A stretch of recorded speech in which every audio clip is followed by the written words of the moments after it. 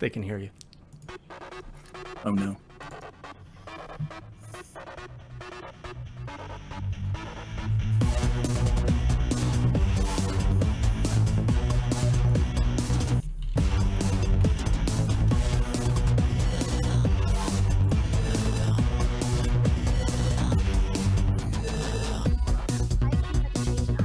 Since he started eating the new Binnacle recipe. The number one ingredient in it is beef. The beef was fantastic. He's a very active dog. He never stops moving. And he has enough energy to believe he can jump high enough to catch a bird. It has real beef, grain, vegetables. He loves it. Well, we were coming for an interview, so he wanted to wear his tie. My power coming.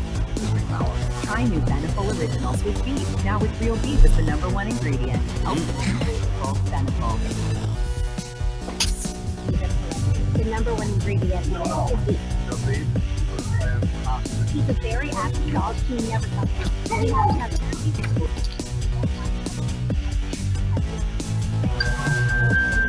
Well, we were coming for an interview, so he wanted to wear his tie. My power coming. Try new Beneful Originals with beef. Now with real beef as the number one.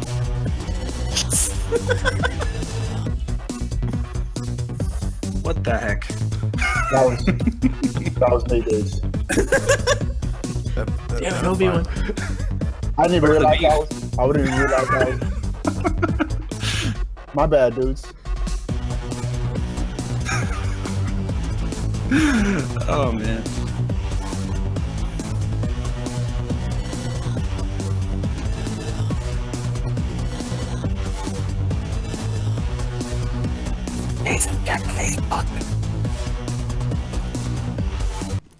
Yo, what's going on, everybody, and welcome to a very special edition of Nintendo Enthusiast Class vs. Crass Nintendo Podcast. I'm one, and by the way, don't type in the Google Hangout because everyone can see it. But I'm your host, of course, Jason Lapine, and joining me, as always, my co-host down south from the US of A, Sean Long. That was a weird thing to say. Well, it's to differentiate that I'm Canadian and you're not. Oh, okay. Yeah, I live in the good place. Right. But we have presidents. And as you can see tonight, we have We have a record number of guests here on Class vs. Crass. Starting from all the way on the left of my screen, we've got Dave from Super Metal Dave 64. What's up? We've got King Avery, Yo, what's good with y'all? the man who, if you've searched NX in the past few months, I'm sure you've seen his face a few times. Obi-Wan. What is going on, everybody? I think I just messed up the intro for you dudes too, man. Did I? Was that you? Nah, that's good. Was that Don't worry you? It's all right. I didn't realize my thing wasn't on mute. Yeah. Where's the beef, right? That's why. Cool. Then next up, we got from Player Essence, OJ. What's up, everyone? Sean, we already got you. And then the new challenger who just dropped in on us, Shane from Rerez. Hey everybody, how you doing? Awesome. All right, so last week, a little bit of background on this. Last week, you guys asked us to get Team Hybrid versus Team Console in an NX debate, and then Nintendo's like, we're not going to have any of that. Here's the Switch. You guys talk about that instead. Switch. So we kind of had to Switched up on us. switch this podcast, of course. So instead of debating whether it's a hybrid or a console, as we all know now what it is, we're going to be talking about the Nintendo Switch because there is so much that we still don't know about. There's so much to speculate, and there's so many people here with different opinions, all Nintendo fans, of course. So we've got a really packed show tonight. We're going to break it up into a few segments. We're going to go over our reactions when they actually unveiled it. We're going to go over the hardware, what we think about it. We're going to go over the games, the marketing plan, all that good stuff, and then we're going to take your questions and topics at the end of the podcast, of course. So throughout most of this podcast, we're going to be leaving our guests to share their opinions. Sean and I are mainly reffing. If you have any questions, Sean is in the chat as RGT85, and I'm Nintendo Enthusiast. So you guys ready to begin? All right. Yeah. Awesome. So let's start with reactions. Anybody want to go first on what they felt when they saw that Switch? I could recreate mines. Like that. So Obi-Wan, That's this good, was this was exactly what you thought it was, right? Yeah. I I was silly enough to believe Eurogamer and Emily Rogers, and it turned out to be a hybrid. Now, on the other side, I know OJ, Dave, you guys were not expecting this at all. No. No. To be fair, I wasn't really either. Oh, that's true. Yeah. I was expecting a more of a surprise, honestly, because what Eurogamer showed was exactly what it was, and it was underwhelming for me because of that. And it was just going off of what everything. Obviously, we can't take Nintendo's word for what they say in the past, as now obviously we can see that because the system is different than what I was expecting, obviously. But the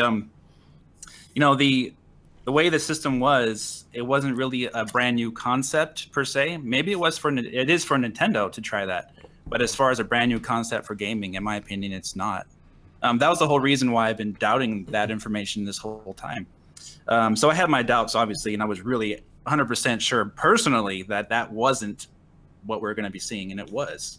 So I was disappointed, but I'll share more about that later. Awesome. And you're referring. Yeah, OJ, go for it. Same thing. I mean, like I thought it was like I didn't think it would be exactly like they said, just because I thought Nintendo would have some type of surprises for us. I didn't think they would leak exactly what the device was, so early in advance. But as far as my reactions to it, are we going to wait for a little bit before we get into that, or like what I think about the device, or just no, go for it. Initial reaction. We're trying to structure this, but if we can't, whatever. We're just going to go with the flow.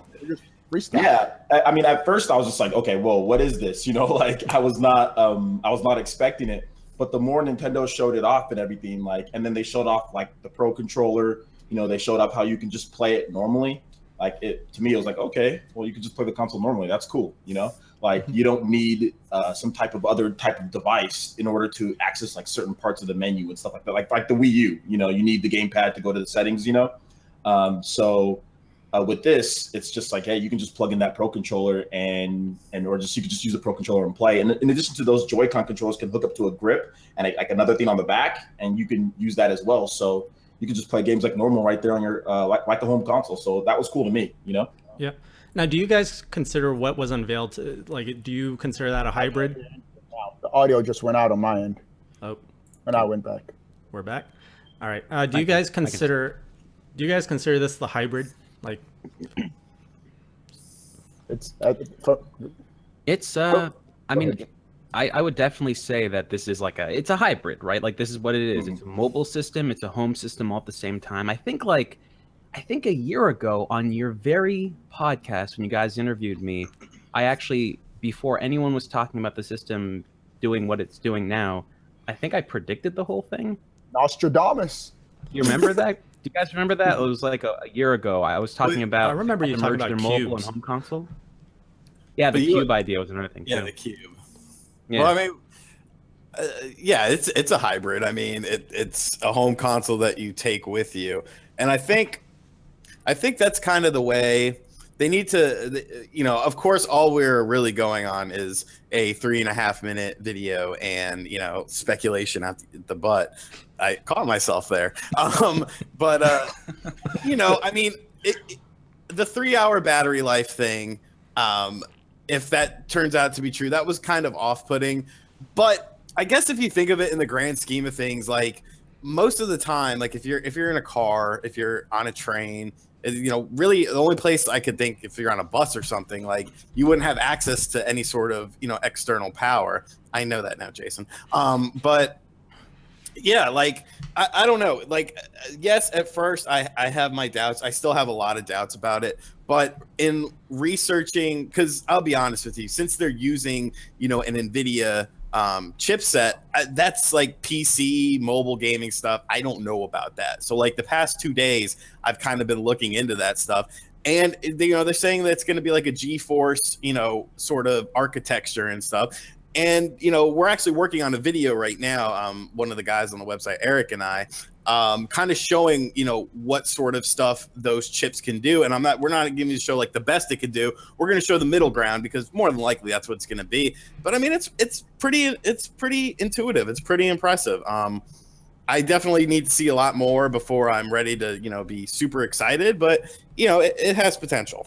So before Well, the battery life, man, like that is really, if it's 3 hours, that's a dead portable system. There's no way anyone is going to be okay with a so 3 hour battery life. just before we I'm get just thinking. Yeah, just before we get into the hardware, we're gonna dive right into this hardware in a sec, Shane. I just want to hear King Avery's thoughts on his reactions. So, King Avery, was this what you were expecting? What was your initial impression of? Well, pretty much initially, I had already kind of thought, due to the Sheikah Slate, because a lot of people were saying that was going to be the Wii U gamepad. I pretty much already thought it was a hint towards it, as well as I was talking to Emily and I was talking to Dr. Trey, I was talking to Nate, I was talking to a lot of people, and it pretty much was hinting, everything was going towards it being a hybrid. That's why I was pretty much staying on that side of things, even though I would complement my videos with, AMD stuff, but I didn't really expect it. Right. So, what you saw is the product you were expecting? Oh, yeah, 100%. But the one thing I do have to say, Nintendo needs to do better on their internet, because, man, that thing was crashing for everybody. Everybody's live stream couldn't get it on there. You had to watch it on YouTube. Yeah. Mine was good, dog. I streamed it from my phone. It was kind of hard to find because they pretty much just launched a trailer out into the wild instead of having like stream start 10-15 minutes before, right? And then just being like, bam, 10 o'clock, here it is. Well, see, I thought it was going to be like a live thing or something. Like, I didn't realize they were just throwing up a trailer, because I was sitting at work like, all right, where is it? And then it just popped up and I was like, oh, it's a video. Okay. Pretty much. Yeah. I think they just had it on private. And then once at a certain time, they just made it go public. That caught me off guard too. Yeah. Yeah, I think everybody was refreshing that Nintendo.com page and just the Twitch feed, the YouTube live, everything. All right, so Shane, back to what you were saying. Diving into this hardware, you're saying the 3-hour battery life, which of course is a rumor at this point. You're saying this could be. I think the rumor originated with me by accident. When we were streaming, when I was streaming, because I guess there was an issue with YouTube gaming at the time. My stream blew up to like 1,000-something people. I know what the Nvidia Shield is, which is based off the Tegra chipset. So that Nvidia Shield has about a 3-hour battery life when it's being used for its most extreme process, which is mobile gaming. So based off this being a future version of the Tegra chipset, I just theorized that it would probably be a little bit better than that, but around that area as well. But then I got something here that you guys might find cool. This is going to take me like at least a solid minute to talk about when it comes to hardware. Is that okay? Yeah, go for it. I'll do this as quick as possible. Okay. The PlayStation 4 and the Xbox One each have 8 gigs of RAM. Now, we have processor technologies that are different. We have video card technologies that are completely different. But see, this is really key. If a processor is a little bit less powerful, if the video card is a little bit less powerful, you can knock the game down a little bit to run on those pieces of hardware. But the RAM, if you got games running on a certain amount of RAM, it's really hard to program them not to use that RAM. If you've got an engine that's 4 gigs that have to be loaded onto the RAM, you need 4 gigs of RAM. It's a little bit more weird than that, but just think of it like that.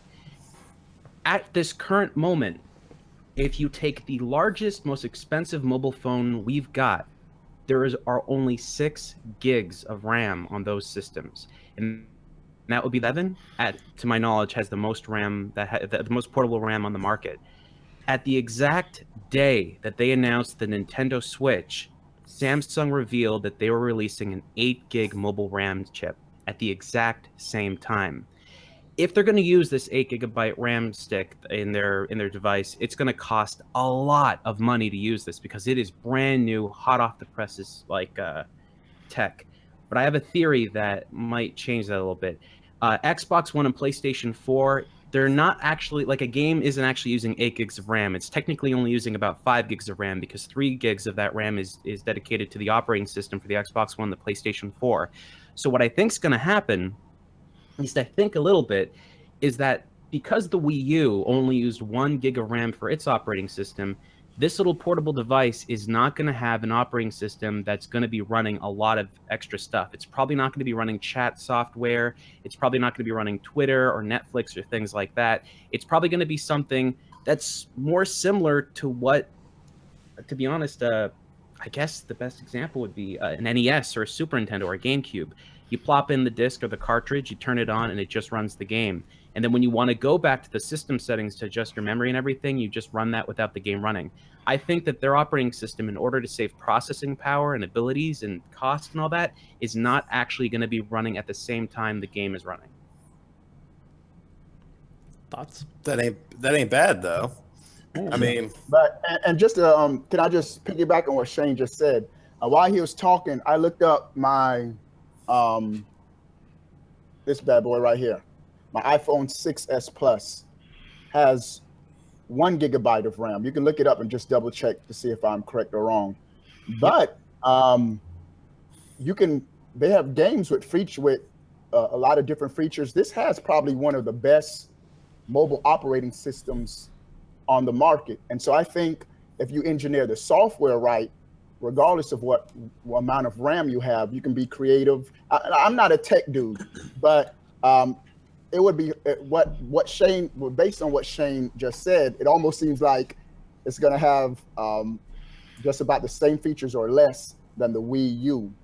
But I'll tell you why that won't work. See, I got an iPhone 6 as well. I think it has like a shockingly small amount of RAM, but that's because it's like the way they design stuff directly for that system works great for that.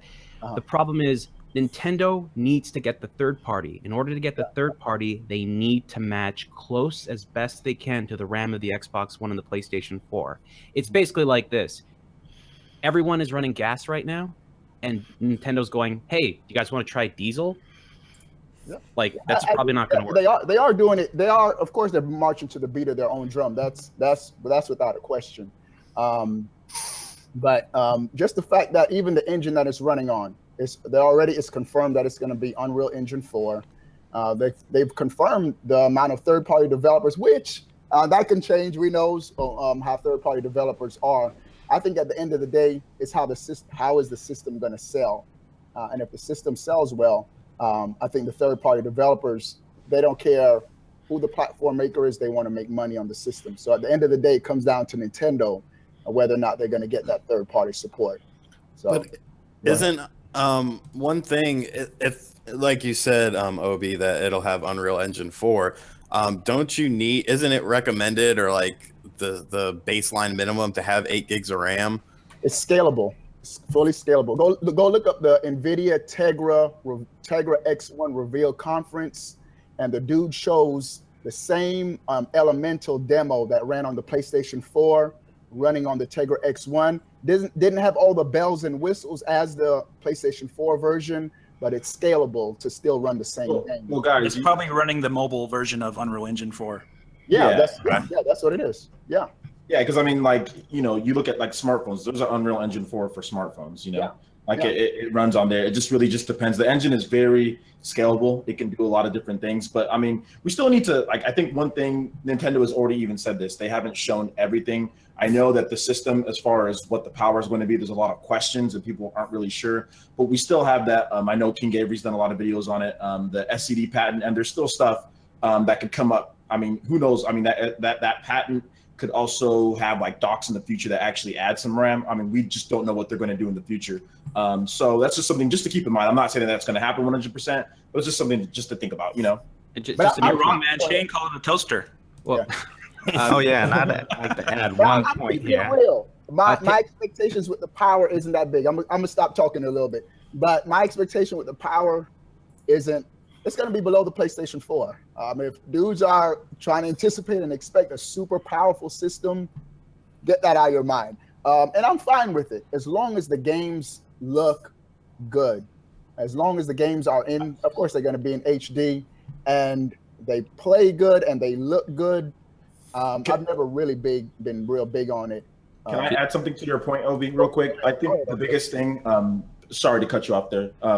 But the biggest thing is like the architecture. I think the architecture is completely different this time, right, guys? We're talking about like NVIDIA's GeForce, like graphics cards, that type of thing. Developers rather work with that than PowerPC. We know that like for a fact. They rather work with that. And then on top of that, you have to look at, I mean, I don't know how many of you guys have NVIDIA GPUs in your laptop or in your PCs, But for PC wise, like the Nia, the video game gamer, told me, she's like, hey, people aren't thinking about like the GeForce experience, which is like the streaming that you can do, all the different features that the GeForce experience offers, which like shadow play. So that stuff like a game DVR, all those things are already built into all of the latest Nvidia GTX cards and all that. So that stuff can easily be for Nintendo, and that would be a big help into getting Twitch streaming set up quickly, streaming to YouTube, game DVR, all that stuff is already in there. So that would be a big boon for them to already have someone that supports that type of thing right off the back, so they don't have to do it themselves as far as Nintendo creating that, you know?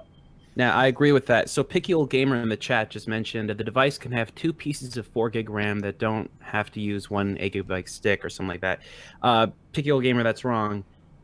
They need to use 1. Yeah, they could use multiple, but the more chipsets they use inside this thing, the more electricity it takes, the more energy it burns, and the faster the battery dies. Plus, what you were just talking about, dude, with the GeForce experience and everything, all those features tax the system, take more energy, kill the battery.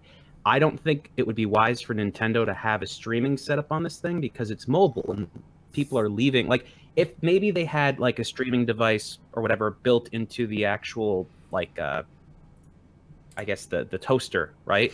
But I'm calling it the toaster. It looks like a toaster. Tell me it doesn't look like a toaster. Dude, you can just dock it and then have it. You can just be like, hey, when it's in mobile mode, maybe you don't have those features, but when it's docked, you can have those features. I don't think that would be a problem as far as power consumption. It's hooked up to a dock. Yeah. You know, it would cost a heck of a lot, but I think it would do better that way. Simply because the moment you take this thing out on the go, like this is important. If this thing has a 3-hour battery life, and I do not believe it, if Nintendo, if we get closer to the release and Nintendo does not tell us the battery power, get scared.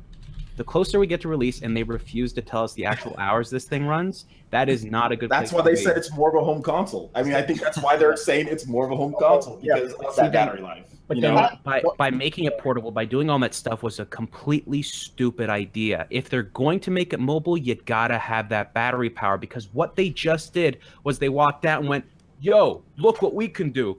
We got your Zelda on something you can fit in your pocket, sort of. It's kind of big, but it can kind of fit. You got big pockets, maybe like the back pockets. They didn't say that. They didn't say that. You said I'm just saying it. They're like, you can take this anywhere you want. It's going to be amazing. By the way, you got about 3 hours or so. Like, that would piss people off. And look, I know how the battery power does work on something that's running a most likely 720p resolution image. It's got to be a bright screen. You have to also consider the fact that they did something a little bit weird with the modular design by having 2 separate controllers that have their own batteries in them. When it goes like, they showed a guy on the plane with the little screen just sticking out there, and he was like waggling all that crap, which whatever, but he was doing that. This is a huge problem. You've got 3 separate batteries on this sucker. 3 separate batteries. 2 are in the controllers. 1 is in the device. And you're do we know that for sure? Well, how else does the controllers? Did they? Can I interject? If they invented technology where the heat of your hands powers the controller, I would be surprised. But the problem is, because they've got 3 separate batteries on this thing, the main unit has to power the controllers when the batteries in it die out or whatever it is. Because they actually did that, imagine the space that a Wii U controller has.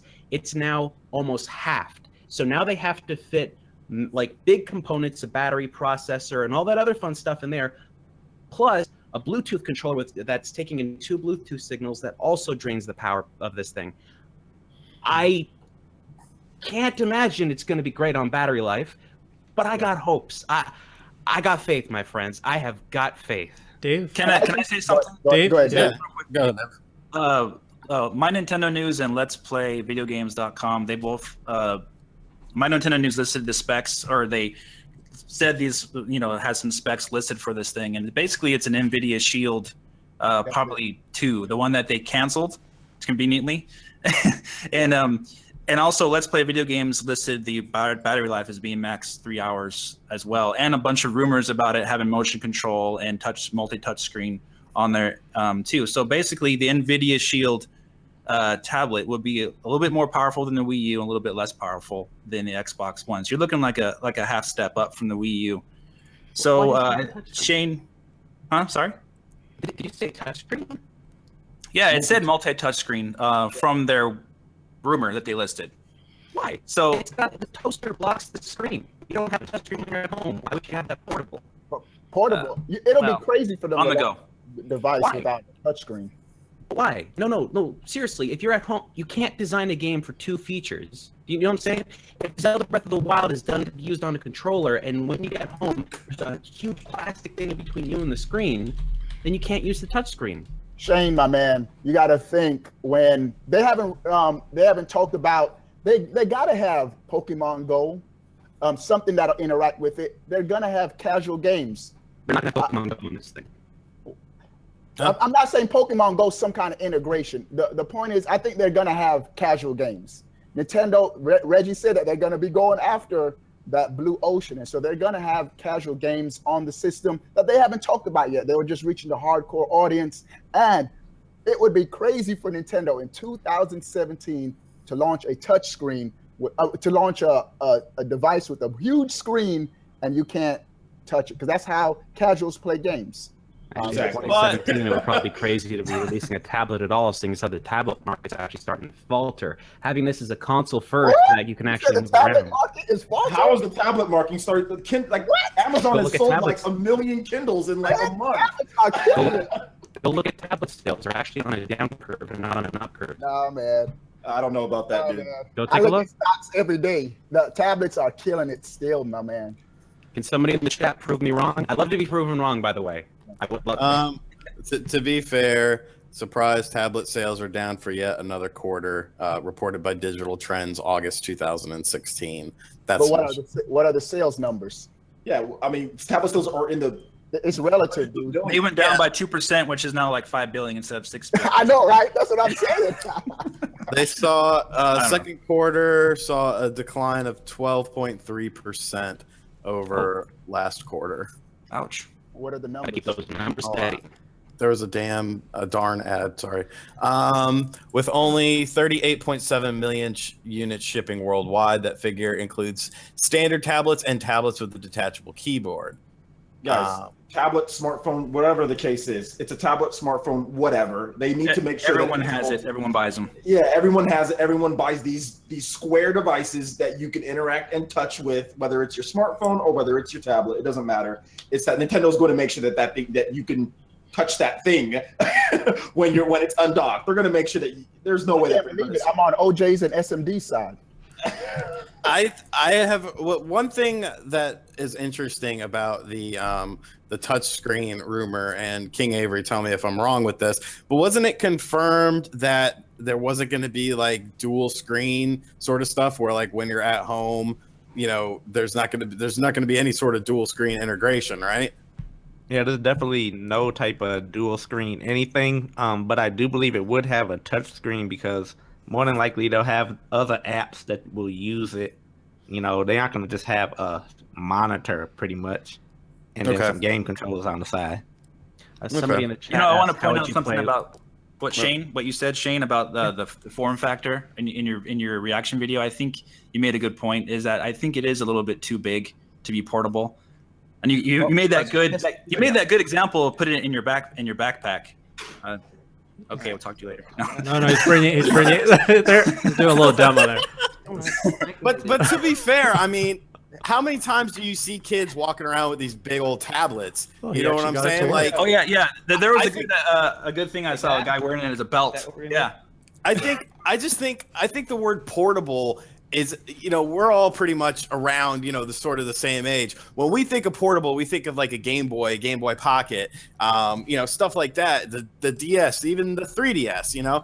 But I think the word portable has changed for people to the point of where something like an iPad is considered portable because it goes with you. I don't necessarily think it means, you know, put it in your pocket. It's more of put it in your purse, put it in your backpack sort of thing. So I just think the word portable and the whole portable market has shifted. I mean, even cell phones are starting to become, you know, the size of tablets, and like people are buying them up. That's what people seem to want.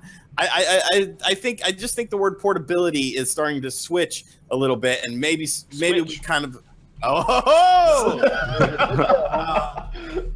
So maybe, we're just looking at it with kind of, our eyes of how we used to see portable. It could, I think this. Yeah, but you gotta I think- also remember that you couldn't fit a Game Boy in your pocket. The original Game Boy, That's you true. couldn't fit it in your pocket. Or I Game think, Gear. I think too. this was a good idea, but I think it could have been made a lot more form fitting. You know what I mean? Like Shane made a good point in his video, is that the detachable controllers maybe should have been remaining attached to it, so they wouldn't get lost and whatnot. Make it smaller as far as more form fitting, so it's more of a compact experience. So you don't have to lose. Maybe you go on a vacation and oh wait, I forgot my one detachable controller back in San Jose. That would be fun. And to piggyback you, Dave, I think the only reason why Nintendo, I agree, I would have preferred it not having the detachable controllers, but how are they going to have a Skyward Sword HD remake? They're going to use those little... Just modify it for a Pro controller. Just don't. Assuming if those things have motion controls in it, which Yeah. gyroscopes are cheaper now, but Well, that's we my know own- we know Just Dance is coming, right? So Just Dance kind of proves that you need gyroscopes like in this that. thing. Yeah, you can waggle your heart's content, right? But a gyroscope, but fair, a gyroscope and a motion controller are they're not really they're kind of apples and oranges. Like, your phone has a gyroscope in it, but you don't, you're not like, it's not going to be like a Wiimote or something where Because like the Wiimote has an Zorro. accelerometer. The Wiimote has like an accelerometer in it. So I mean, the thing about it is, like, I think at this point, like, the size of it, the way that it looks, I think they kind of had to make, if that's what they're gonna go with, that's kind of what they had to make it look like. With I mean, how else would you do it with that size of screen? They obviously want a big, beautiful screen, like the Kindle Fire 8 HDs. Those are 8 inches, and people are buying those. So this one was what, 6.6 inches, 6.2, 6.2. So 6.2. So it is smaller than some of the really popular tablets that are coming out. So they have to put some controls on there. Otherwise, what are people going to say? They're going to be like, "Oh, where's our normal controls?" So I think Nintendo kind of made the best choice with if that's what they're going to go with. I mean, what else are you going to do? You put those controllers, you can put them together, you can play even in tablet mode. You can still put it together and play with the Joy-Con grip and all that. So I think they're just trying to offer as many different solutions as possible. We just have to wait and see if it actually works for them. But I just like the fact, I mean, beyond anything, I like the fact that you can just sit down and play the system. Like, you can play with the standard Pro controller. You don't need any other type of weird stuff to play. Like, when you dock it, it's docked and covered up, or you can play it on the go. So, I mean, we're going to have to wait and see. But it seems like this is far more positive as far as the reaction and the hardware than the Wii U. So that's a positive. Oh, yeah. Right? By a mile. Yeah. So Well, the name is better. The name is definitely better. It makes the more name, sense. oh my god, love the name. Seriously, like, that is for the past 2 generations of Nintendo releasing home consoles, I've thought the names were dumb, but Switch makes sense. Like, Yeah, that, I love that. Yeah, it's easy. It totally sells what it is. It's not like the Wii want you playing, like, it's like Nintendo Switch. Switch. What are you gonna do? I'm gonna switch to the Nintendo system. You know what I mean? Like, that The sounds marketing better. I writes love that idea. itself. Yeah. Yeah, right? Imagine it took them, like, what, 10 years to figure that out? Beautiful. They haven't done So, it yet. The look, marketing, wait for it. They can still screw up. We were talking about the portability of the nature of the system. So everybody has phones here, right? Mm-hmm. Pull them out. The phones. So you got glass, right? Glass, aluminum, metal. I don't know where my phone is. Yeah. My phone's He's water. got My phone's Sean water. has a flip Okay. phone anyway. Y'all have. Everybody has plastic. Does anybody have a plastic phone? No. I have an iPhone 6. Yeah, because that would be really stupid, right? To have a plastic phone. Like, hey, Wouldn't it? I think I know where you're getting at. Yeah. hey, my daughter has a plastic phone, so hold up. Okay, because we haven't had plastic phones for a number of years because the material just isn't all that great when it comes to many things, but one of them being heat distribution. Metal has a way of actually becoming its own kind of heat sink where it actually disperses the heat pretty evenly. But when you think about plastic melts. So you can't really have the chipset being overheated to any really great extent, or you have to have some kind of fan in it. Now, of course, we've got laptops that are plastic that are still being produced today, and they're terrible. But see, here's the thing. If you think about this tablet, if you think about this this Nintendo Switch, It's got 2 plastic controllers on a plastic frame that hooks up, and if you drop this thing, it's done. What? No, It doesn't. Go ahead. This is hardware, and this is structural engineering. That's called a bridge point. When you have 2 devices that are hooked up, it can be any kind of interlocking frame or whatever. The moment you have an interlocking frame that's made of like a plastic anything, they're probably gonna have to have a metal backing frame within the whole thing to work. But if it drops on a corner or something, the thing snaps off and you destroy the controller's ability to hook up. This is supposed to be a portable device. I think they should have just made a slimmer version of the Wii U controller made from one solid piece of a metal or something like that. What they did with this is probably going to be one of the worst things about the Nintendo system. Now, look, we got 3DSs in plastic, right? Yeah, we got those. But this isn't, the 3DS isn't modular. This thing is. So your biggest argument, Shane, is that this thing is not mobile. But I don't think it was designed properly. I'm not wrong. Lots of moving parts. And glass, but I have to say, when was the last time Nintendo made a piece of hardware that wasn't good? Durable, yeah. Durable. That's one thing I give Nintendo credit for. Nintendo. I mean, they make it. You're asking me when's the last time they made a piece of hardware that wasn't good? That was durable. Physically. Yeah, physically. I mean, I've dropped my gamepad 1 million times on hard floors. Never broke. I've put all my systems through terrible things because I am klutzy. But you gotta stop losing it and get so angry. Oh, I mean, that's pretty much what it is. I punch. But I mean, Nintendo. If there's one thing that even someone who hates Nintendo cannot say, it's that they don't make good quality products. More so than everyone else. So I don't know. I do see your concerns for sure. But I think it'll work in the end, just because it always seems to. Like this probably shouldn't work as well as it does. Hinges and crap. Stop it! I can't look at you do that. What? But I mean, it still works.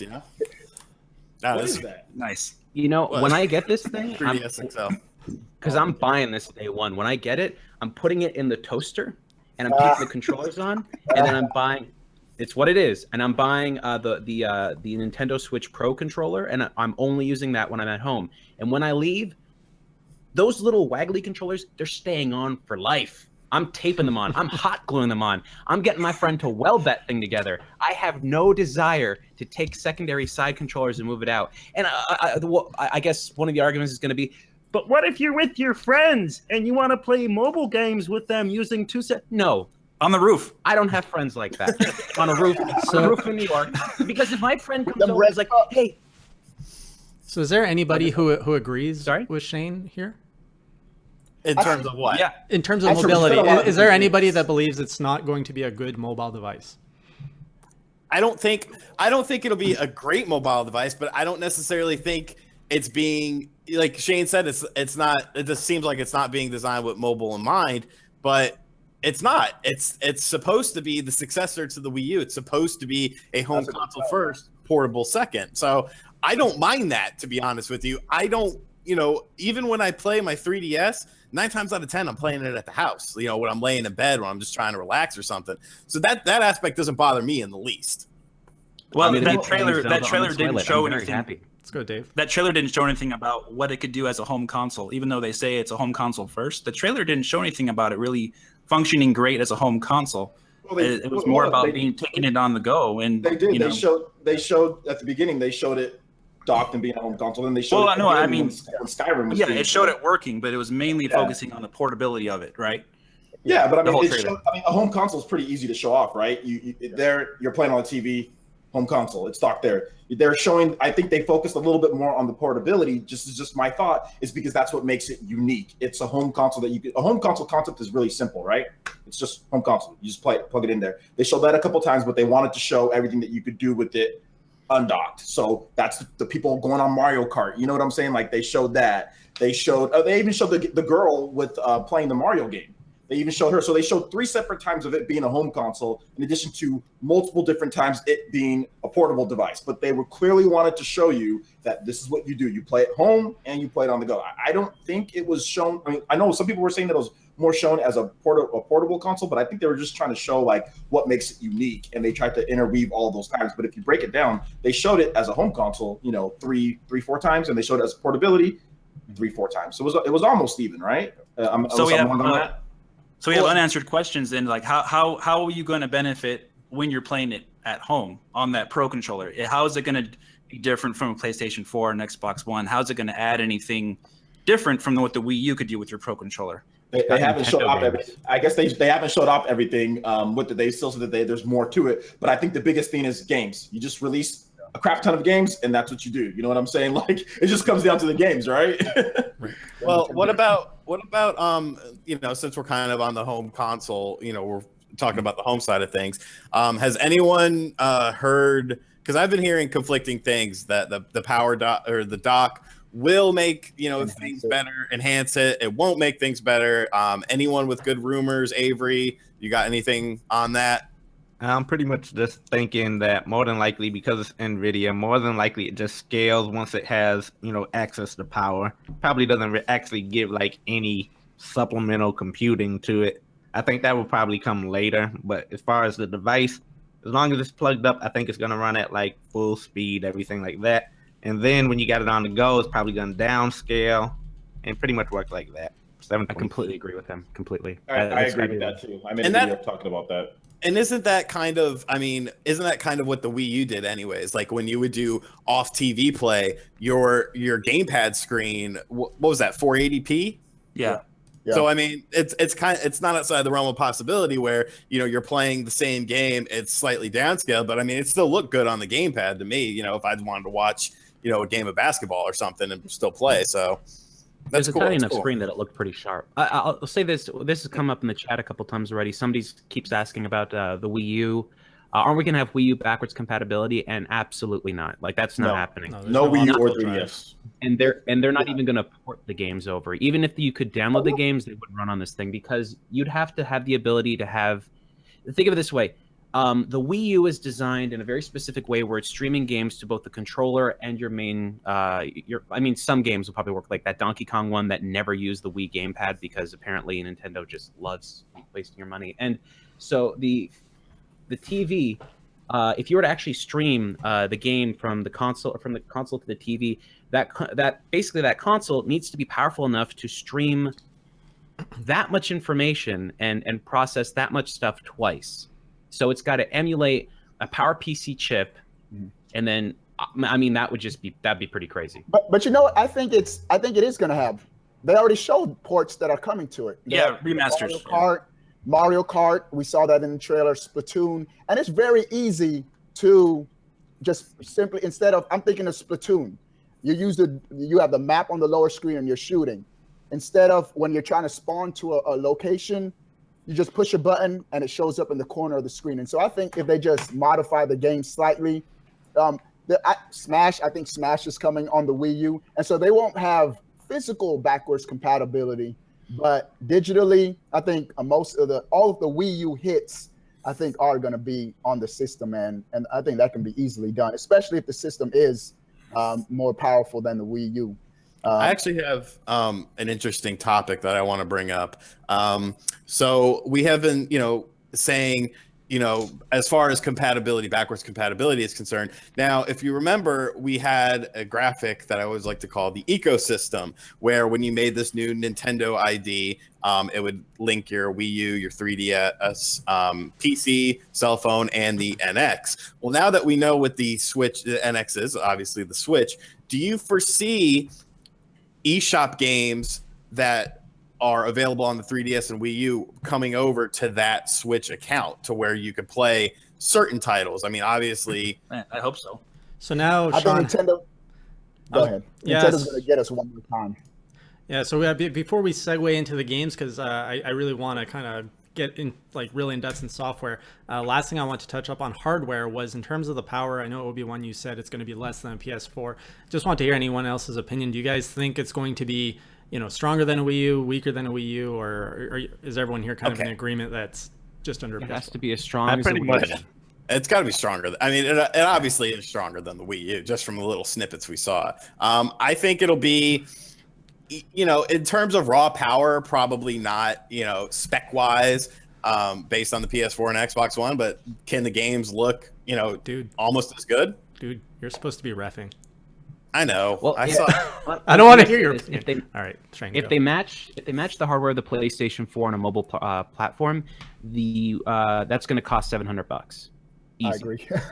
Yeah. So you're not going to do that because Nintendo is not dumb. They remembered how successful the Wii was, and they remembered how unsuccessful the Wii U was. So I'm pretty sure they're realizing that they have to make it a lot cheaper. So I have to imagine they're going to probably go for like $50 under the PlayStation 4 cost.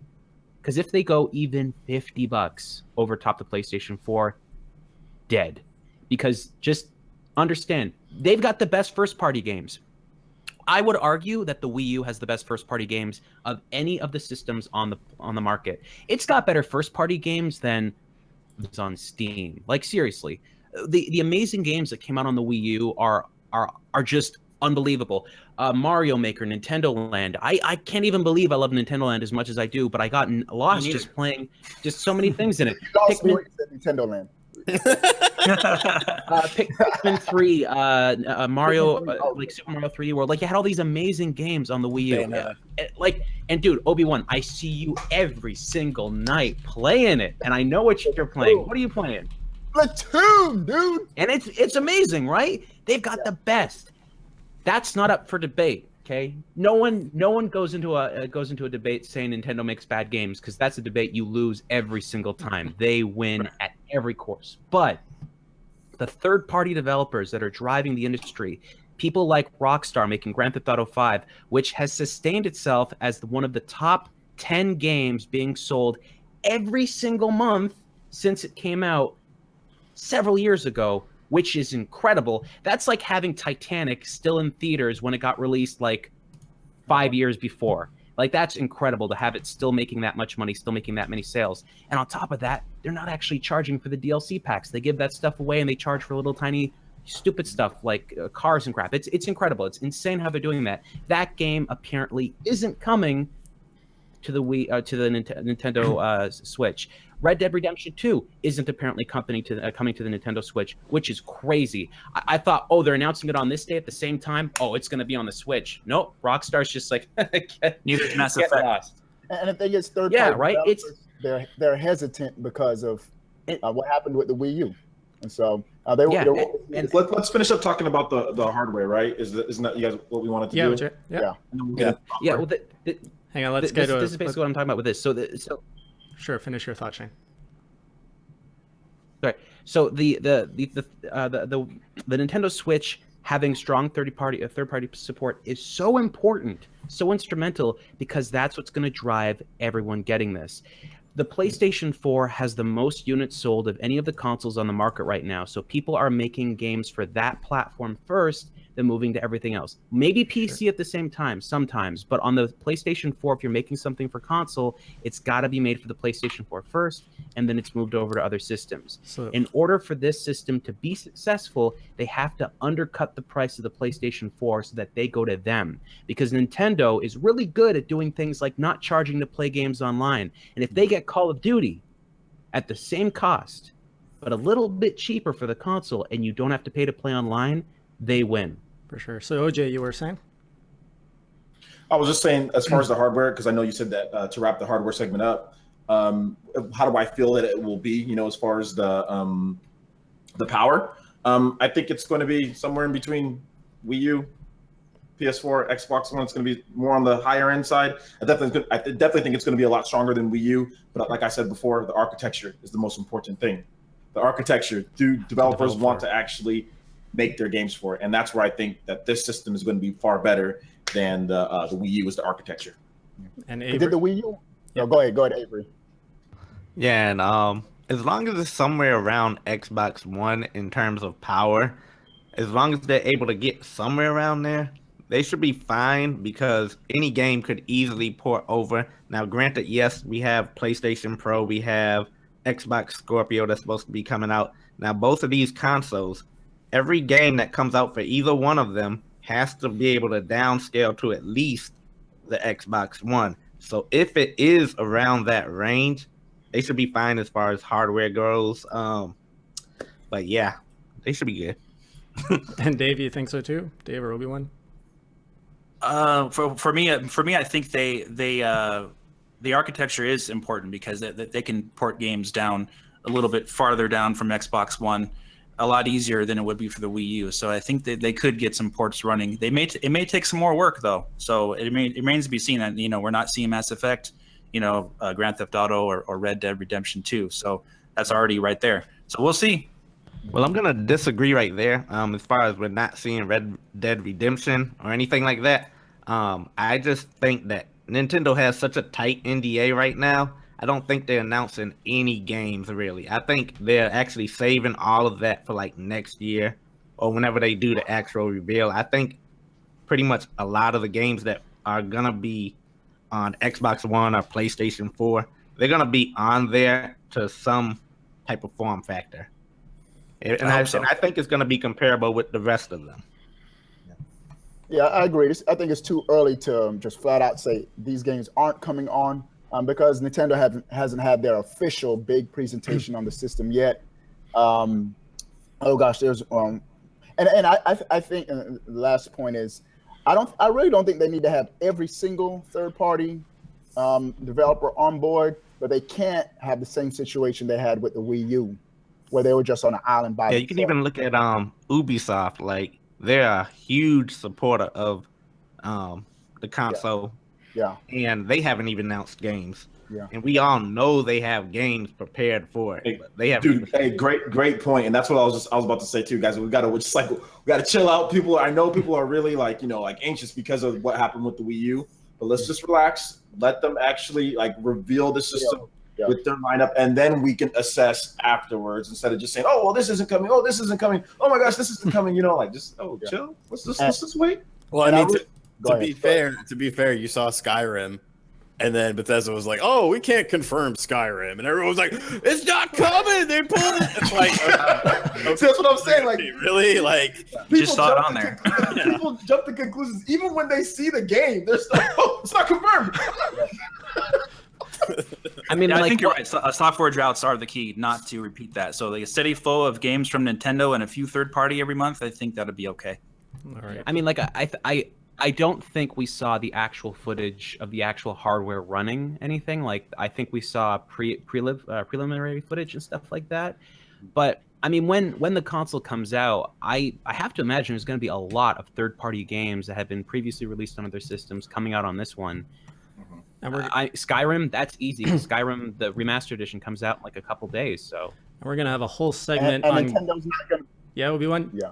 I'll let you finish what you were saying. I was just gonna say, Nintendo doesn't have to divide their resources anymore. I got to make games for the 3DS. I got to make games for the Wii U. Now they're making all their games on one platform. More games coming to the system. So. Yeah. And games is a big part of Nintendo Switch, and we're going to dedicate a whole segment to this, but we are almost at the 1 hour mark.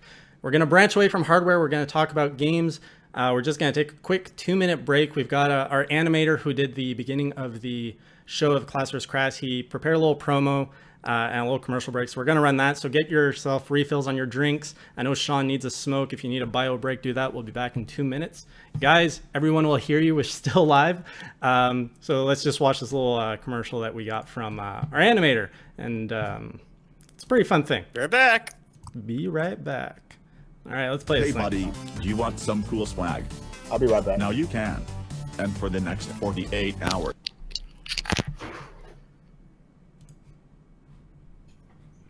Everything is on sale.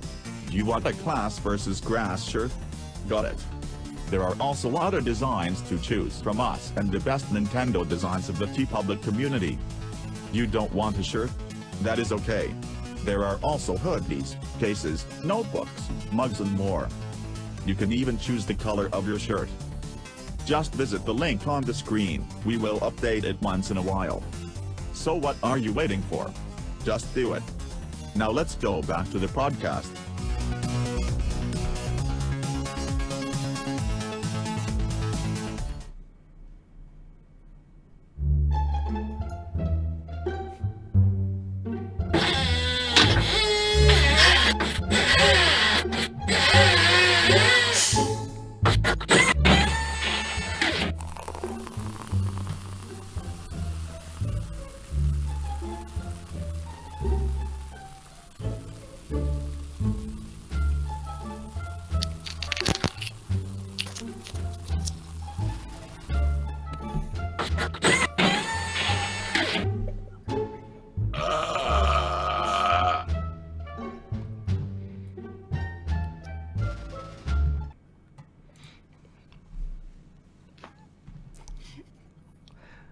All right, and we're back. So big thanks to Eric for putting that together. He did all the animations for tonight's Class vs. Crass, including that commercial. And any t-shirts or stuff you buy, that all goes to him. All the profits go to him, so we don't profit from that.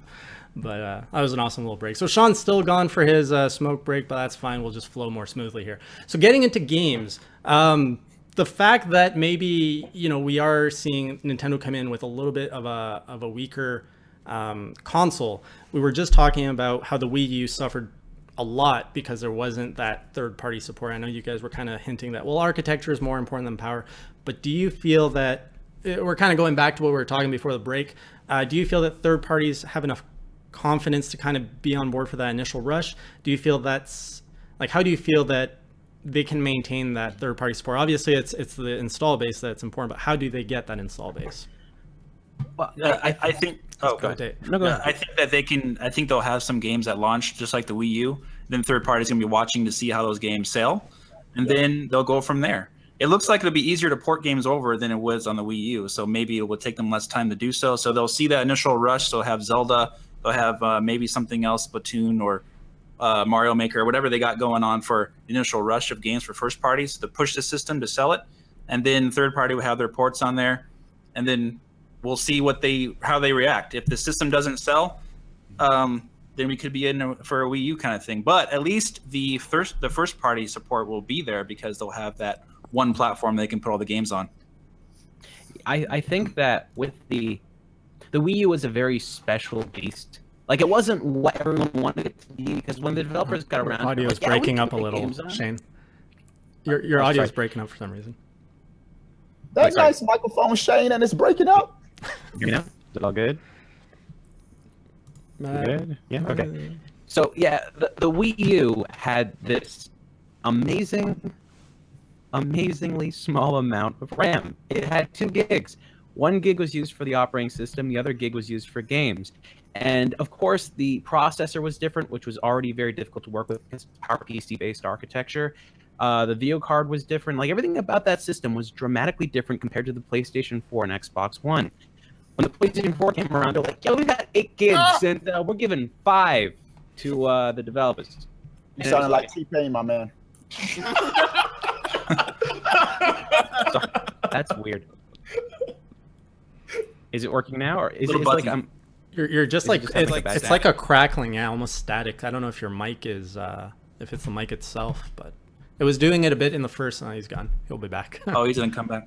There we go. How's that? Good? Sure. Yeah. It's different. But All right. Sorry about that. All right. So, yeah, like I was saying, the Wii U came out. It had 2 gigs of RAM. 1 gig was used for the operating system. The other gig was used for games. You had a different processor with PowerPC architecture. You had a different kind of video card stuff. Like, the whole thing was, like, dramatically different compared to the PlayStation 4 and Xbox One, which had way more RAM to use and all that stuff. So for developers to make a game on one platform and move it down was really crazy. But with this one, because I think they're going to be aiming a little bit more closer in terms of architecture and specs, I think they might see some really cool things. Obviously, when the games come out, like if Skyrim comes out, I hate to say this, Skyrim is not a console seller. I mean, that's an old game, man. That came out before the original Wii U came out, so there's no way anyone's going, hey, man, I haven't played Skyrim yet. I should get that new Nintendo system and play it. But like, mobile Skyrim. Dude, you're going to play mobile Skyrim? Couple hours.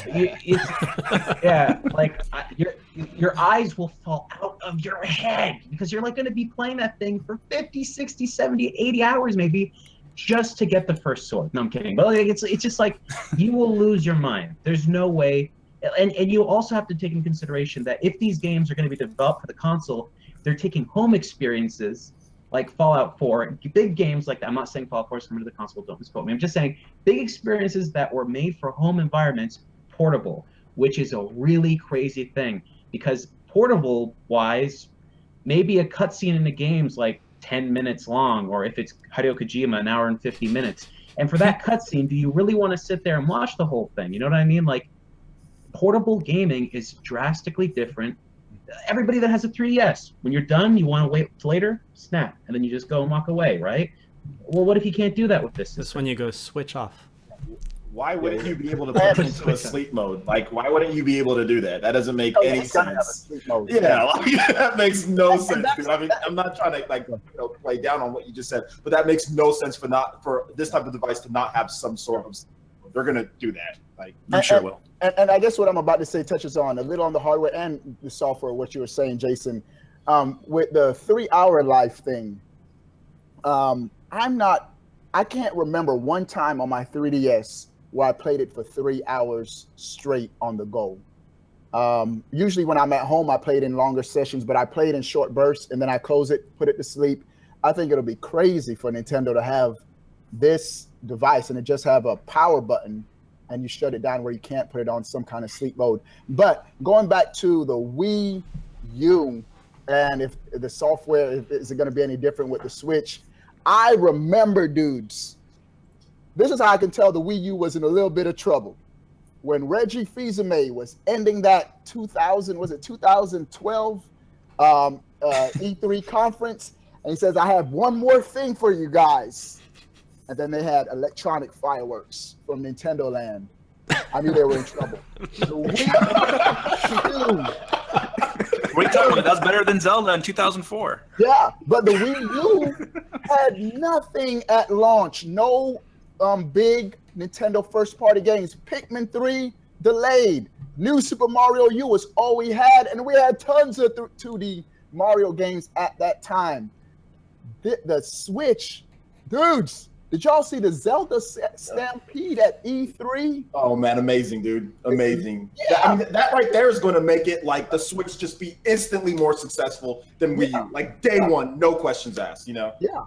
Yeah, and so to launch with that caliber of a game at launch, I think that can be a game changer, man. And so yeah, software is the key. And if Nintendo can just crank out Zelda Breath of the Wild, the big AAA Mario game, I'm holding my fingers for some kind of Metroid tease.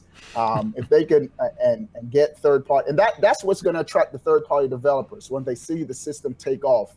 The Wii U was really dead on water, dead on arrival. Can I also say something too with that? I think for me, the biggest thing is also like, I should have thought about it beforehand, but of course it's something that people keep on talking about, but we need to just gauge, remember how popular stuff like Fire Emblem has become. You know, beforehand, like last generation, we'd be like, oh, well, a Fire Emblem game, that's not really going to do anything. But at this point, that's very different. So a Fire Emblem game for this, like, in the same vein of Fire Emblem Awakening, Fire Emblem Fates, those games push tons of systems in Japan and here in America.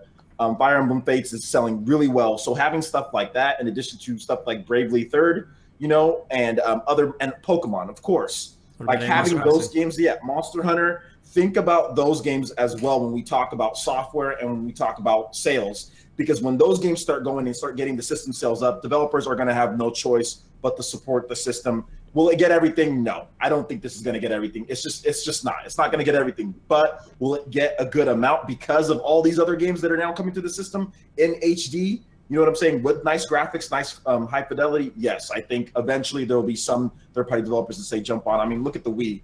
The Wii got, I mean, a lot of it was shovelware, but there were a lot of great games as well because of how well the system sold. And even the GameCube, that didn't sell that well, but the GameCube got third-party support because it was easy to work on, right? Developers could put their games on there really, not that bad. Like it was easy. So GameCube got third-party support. Didn't get everything, but it got more than the Wii U got just because developers liked developing on it. It was easy for them. So this could be the same thing, you know. If the Switch is the only place you can play Pokemon, dudes are going to pick it up. I mean, Pokemon just sells, man. And so if this is the only system where you can get your next Pokemon Eclipse game, GG, no read. But see, it's not anymore because now we have Pokemon Go. That's very different, though. Hey, man, it's a different. You gotta understand, we're in a different world anymore. Nintendo doesn't own all of Pokemon. They don't. And if Pokemon Company ever decides to go, hey, you know what?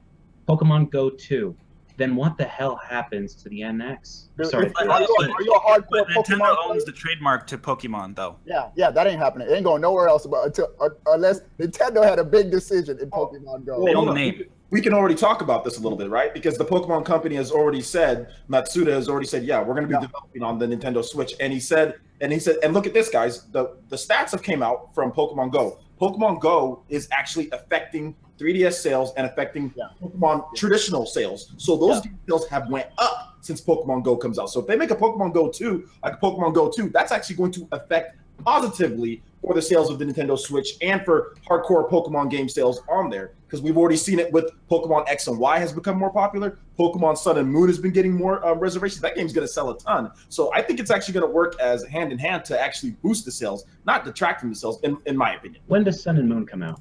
This November 18th. Yeah. So is Sun and Moon going to be ported to Switch?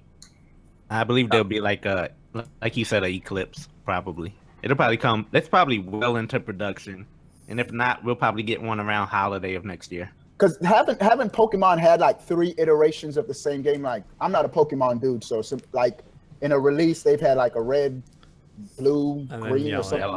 Like, have What they if it ever was- had 3? They've been Always doing been 3. So like Pokemon Diamond, Pokemon Pearl, and Platinum. Yeah, You know, so they've been doing 3. So I'm thinking it's very possible Sun and Moon will be on the 3DS, and the 3rd iteration could very possibly be on the Switch. And that's just speculation. But And you can put a I Pokemon wouldn't be MMO. surprised if it didn't show up at the reveal. Yeah. That's a good idea. Pokemon MMO. Yeah, if you say you play Pokemon Go and you have some kind of interaction with your smartphone on your home console, playing the MMO at home and bring your Pokemon home with you, that would be pretty cool. Yeah. That's another good Smartphone question. integration. That's another good point, Dave. In terms of integration, so we do know that Nintendo is bringing more mobile games, including, well, we have Super Mario Run, but then we also have an unannounced Animal Crossing and Fire Emblem game. Do you guys see that interacting with a Switch counterpart software somehow? Oh yeah, I do. With Fire Emblem, Trey sure. had me sidetracked in the chat. What did Trey say? He said, I want Obi-Wan to ask everyone, how does crow taste? Y'all know Trey, man. Trey need to Hey, Trey, I already ate my crow and I cooked my seat. So And so did I. Likely on his channel, I left a comment for him, congratulating him. Crow taste. It does. To be honest, like it does not taste good. But after people have been talking to me, talking to me later, like it's not so bad. It's not so bad based on what we might be getting with the Switch. There's definitely some positives. And like I said, the biggest thing for me, you can just play the game. You can just pick up a Pro Controller. Where's my net? It's not here. But I can just pick up my Pro Controller. I can hook up to my TV. I don't have to worry about any Wii U or Wii Remote stuff. I can just play games, every single game, normal. That's a positive. That's a plus over Wii and Wii U, right? Yeah. I like the concept of this play it anywhere you go. I would prefer more of a portable size of the device, which I would prefer personally more form factors, basically.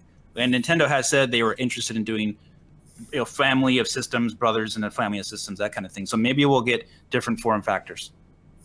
Yeah, I wouldn't be surprised if like there was like a 2DS version, like cheap plastic. you know a Slim is coming. Before it even releases. The device is smaller toaster too. It's pretty sleek though, right? The tablet that they're releasing, it seems pretty sleek. It seems a lot less bulkier than the Wii U. I know, King Avery, you've been doing some comparisons on Twitter, right? Yeah, it's definitely shorter and smaller than the actual gamepad. It's like way thinner, by the way. Yeah, exactly. It cuts out all the top and bottom and all the junk on the left and right side of it. Yeah, the gamepad is just too bulky, and I have big hands. I mean, I can palm a basketball pretty easily, and that gamepad is still too big. Like it's still to me, it's a little big. I like the Pro Controller. I think that fits great, and I think it looks like these Joy-Cons are going to be able to be a nice, what a disgusting name. Joy-Con. Well, Joy-Con. Joy controller. I know. I don't know why they call it the Joy. I don't know or joystick. Maybe the joystick. Oh, maybe. But I mean, it seems to me like they've learned from it. It seems like this is like, hey, we have like got like Dragon Ball Z reference. Like we have like perfect Wii U. It's like it seems to me like it's the evolution of the Wii U, but in a good way. You know what I'm saying? Like in a good way as far as what they're doing. Like instead of like with the Wii U, you can only play it in certain places of your house. Well, now with this thing, you can play it wherever you want. In addition to it being your home console as well. Wasn't it in Punch Out and NES? You push the select button for extra joy. Oh yeah, it was something like that. Yes. You know what got me about this system? This is like the first Nintendo console I'm aware of since like the TV game systems that it doesn't have a directional pad on it. It's like the first one ever Well, the since Pro the Controller NES does. came Pro out. controller does. No, but like, who cares? Not everyone's going to buy the Pro Controller. The actual console itself doesn't have a D-pad. Isn't that nuts? They like that's Yeah, you're that's right about such that, right? a thing. Yeah. Yeah, Like, I thought he was crazy when he was talking about it, but he's right. No, he's definitely right because it has like those buttons. It has like looks like the N64 kind of. Or the GameCube, yeah, The C buttons. Mhm. Yeah, it has those so you can detach them and play like local multiplayer in those tiny It's all about controllers. symmetry. But I do think. What do you guys think about a bundle though? Because I think potentially you could have a bundle like with Zelda and a Pro controller for $299. How does that sound? Good. Sounds good. Day one purchase. Yeah, I think that'd I'm be buying great. the Pro Controller because I do not want. You know what? I'm going to make this as I do not want to play a Nintendo console that doesn't have a D-pad. There, I said it. I don't I want to agree do with that. You D-pad let's snob. Like I think in my head, the IQ player, that one didn't have a traditional Nintendo D-pad. It had a shield on it, but who the hell cares about that, right? Like it's like the weirdest Nintendo system of them all. But I mean, that is legitimately a one-off Chinese system. This is a first-party Nintendo system, and to know that they're not doing that is, But you have to it remember worries too that Shane, that the Wii U prototype had those analog nub things on them, and then they changed them to analog sticks later. True. So this could be something that they changed and add a D-pad. We don't know yet. It did Well, look very prototypey. If they Yeah, I wouldn't be stay with surprised if like the Joy Cons actually had you had different versions of the Joy Cons that you can put on each side. That probably has a traditional Press select for D-pad. extra Joy-Con. you can't but you can't do that. You can't have multiple Joy-Cons. Whatever the standard controller. Okay, this goes back to a system called Nuon. The Nuon video game system was a system that was sold. That was bundled with DVD players. That system did not have a standard controller, so no game utilized all the same buttons. You need to have one standardized controller for the system to launch, because if you don't have a standardized controller, Nintendo, once again, dead in the water, because no one can play the same games because nobody has the same buttons. So they need to have the same buttons. So if they're going to switch to the D-pad, then yeah, switch. That's the If word they're of the gonna day. switch to the D-pad. Well, if they switch to the D-pad, then that whole using the Joy-Con, I hate that name, on the side, right? Like that's gonna be insane. And plus, guys, let's be realistic. I think what they're trying to do is you can go on a train with your friend and put the tablet down, and then you can play Call of Duty, and your friend sits beside you, and he's got a Joy-Con, and you got a Joy-Con, and you're both looking at each other, and you're saying, "How do you play this?" And the other one's like, "You can't, because there's not enough buttons." And then your one friend starts screaming, and the other one starts screaming. Then the person that's dealing with the train comes over, takes the Nintendo Switch, and throws it out the window, and goes, "Stop playing that!" You know what I mean? Like, wow, I can't see that ever being realistic. But You're being too real, man. All right. But let's take a step back for a second. Everyone in this discussion is pretty much a hardcore Nintendo gamer, and we're like, I'm playing my game like that. But for someone who's not accustomed to playing Call of Duty with 18 button layout, it can be something, a simplified version, simplified button responses, and it can appeal to them. So I think Nintendo is probably just No, Obi-Wan, you can't play Call of Duty with 4 buttons and a joystick. It's impossible. You don't know that, dude. I mean, it's a first-person shooter. It's impossible. It's possible. You know why it's possible? Because you can play Smash Bros with the Wii remote. You know, and you can play lots of. I mean, not very well. You can play Call of Duty with a Wii. No, I'm literally telling you an impossible scenario. This cannot happen. You're telling me that you're going to drive a car it has with 4 wheels and no gas. Hold It up. doesn't work. The Joy-Con has the joystick on there. It has 4 buttons, and then it has some shoulder buttons. They can do some unique things where you have to press 2 buttons at one point to do something. Will it be good playing it? Just no, it'll suck. But can it be done? Of course, it can be done. It can be done. One joystick to move, the other eye. No, it can't. The other one is motion sensor, it's not Shane. even- It's It just could motion work, sensor. if you use gyroscopes Splatoon. Motion sensor Call of Duty, Jay? This is the budget. unlikely. This is the budget version Call of Duty. Now, Wait. motion sensors, for me, just playing Splatoon, motion sensors. You really only use three buttons in Splatoon. To be And use the fair, motion controls. Go ahead. Go, Sean. to be fair, Call of Duty was on the Wii, and the online was actually pretty decent, and it worked with Well, the because it aiming had- and stuff. You could aim at the Yeah, the screen. nunchuck. Yeah, Yeah, but you're not doing that with a Oh my God, you're not doing that with a Joy-Con. I will. I will it's- find a way. It's one thumbstick, 4 buttons, and then let's just say I'm gonna say you can use the triggers, but you're not, because the triggers are really awkward. They're not put in a position. Your fingers are up there, and Maybe you the actual triggers are rub over the there. touch That's screen. weird. You're gonna have to snap your finger back to hit it like you're a moron. There's no way. I've been playing. Do you not have an index finger? Or do you not have an index finger? There is no way Call of Duty works that way. You're Activision. Nintendo's going to go to Activision and say, "We want you to do split screen multiplayer with our Joy-Cons." And Activision's going to set down the briefcase, point to Nintendo, and just start laughing until they throw up. It's going to be so hilarious to them. You're dramatizing There's no something that doesn't way. need to be Yeah, dramatized. those Joy-Cons are meant for local multiplayer, so not all experiences are going to be compatible. Obviously, I don't. You don't know. Let's be honest here. More than likely, if you're gonna be playing COD, more than likely it's probably gonna be one player only. It ain't gonna be multiple players, so you're gonna have both controllers anyways. Do they even have local split screen on Call of Duty anymore? That's what I'm like. It's only gonna be one player. I mean, They still have split screen. They have split screen on Call of Duty Black Ops 2. I mean, I know me and my brother played split screen one time, and I uploaded it to YouTube. They have it on there. I don't know if they have it on the newer ones, but I mean, every game isn't going to be local, multiplayer split screen. You know what I'm saying? This is just certain games. Like a game like NBA, like they showed. NBA, there's only one screen that you use. You don't have to split anything. So apparently you can use one Joy-Con. I mean, it's not going to be something that everything they can do, but it's just something. It's a bell and whistle. It's not a main feature, but it's a bell and whistle. That's all that is. Are we ever going to do it as core gamers? Probably not. It's something that I'm going to do with maybe I'll play that with my daughter. Maybe she wants to play like that, then that's fine. You know what I'm saying? Like, that's probably something that she's going to do. OJ's gonna give his daughter a headshot. Bam! Okay. I already bodied her in Smash Bros. Oh man, no mercy. Man, that's messed up. So guys, You gotta let her win. So guys, earlier today I took some questions from Twitter, some stuff that people want to ask all of us.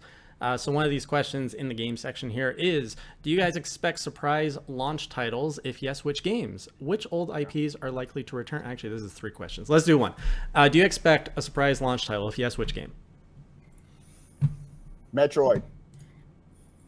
Just Metroid? Is that a 3D, surprise? 2D? Is that a surprise though? A 3D. Now this is me wishing, but I doubt it because I think they interviewed one of the developers and they were just like they hadn't even started a new Metroid game. But my desire would be a 3D Metroid game, third person perspective, Samus. Third person as a surprise game. So third person like other M type third person. No. True, more like Uncharted, like that perspective. Yeah, that's okay. Yeah, other M was locked in a bit. It's not the same. You're right. It's not the M was like 2.5, something like that. Well, Metroid Other M, I mean, there's 2D parts, and then it's in third person. I mean, obviously, but then there's 2D parts. It doesn't have like the behind the back type of shooting. You want that type of shooting, behind the back type of shooting. Behind the back, where you can see. Okay. Yeah, for me, I would like F-Zero. Give me F-Zero. So the Mario Kart 8 DLC isn't enough for you, or what's the or Fast Racing Neo? Those two. I like it, but I want F-Zero. The real thing. Right. I mean, like the real thing, baby. I would like. I mean, this hasn't been announced or anything, but like a Nintendo collaboration with Square Enix, like Bravely Third, I think that would be amazing. But I don't think it's gonna happen. But I would like that. Yeah. Super Mario RPG 2 or the sequel to Geist. That'd be nice. That's what I would. That'd be nice. Yeah.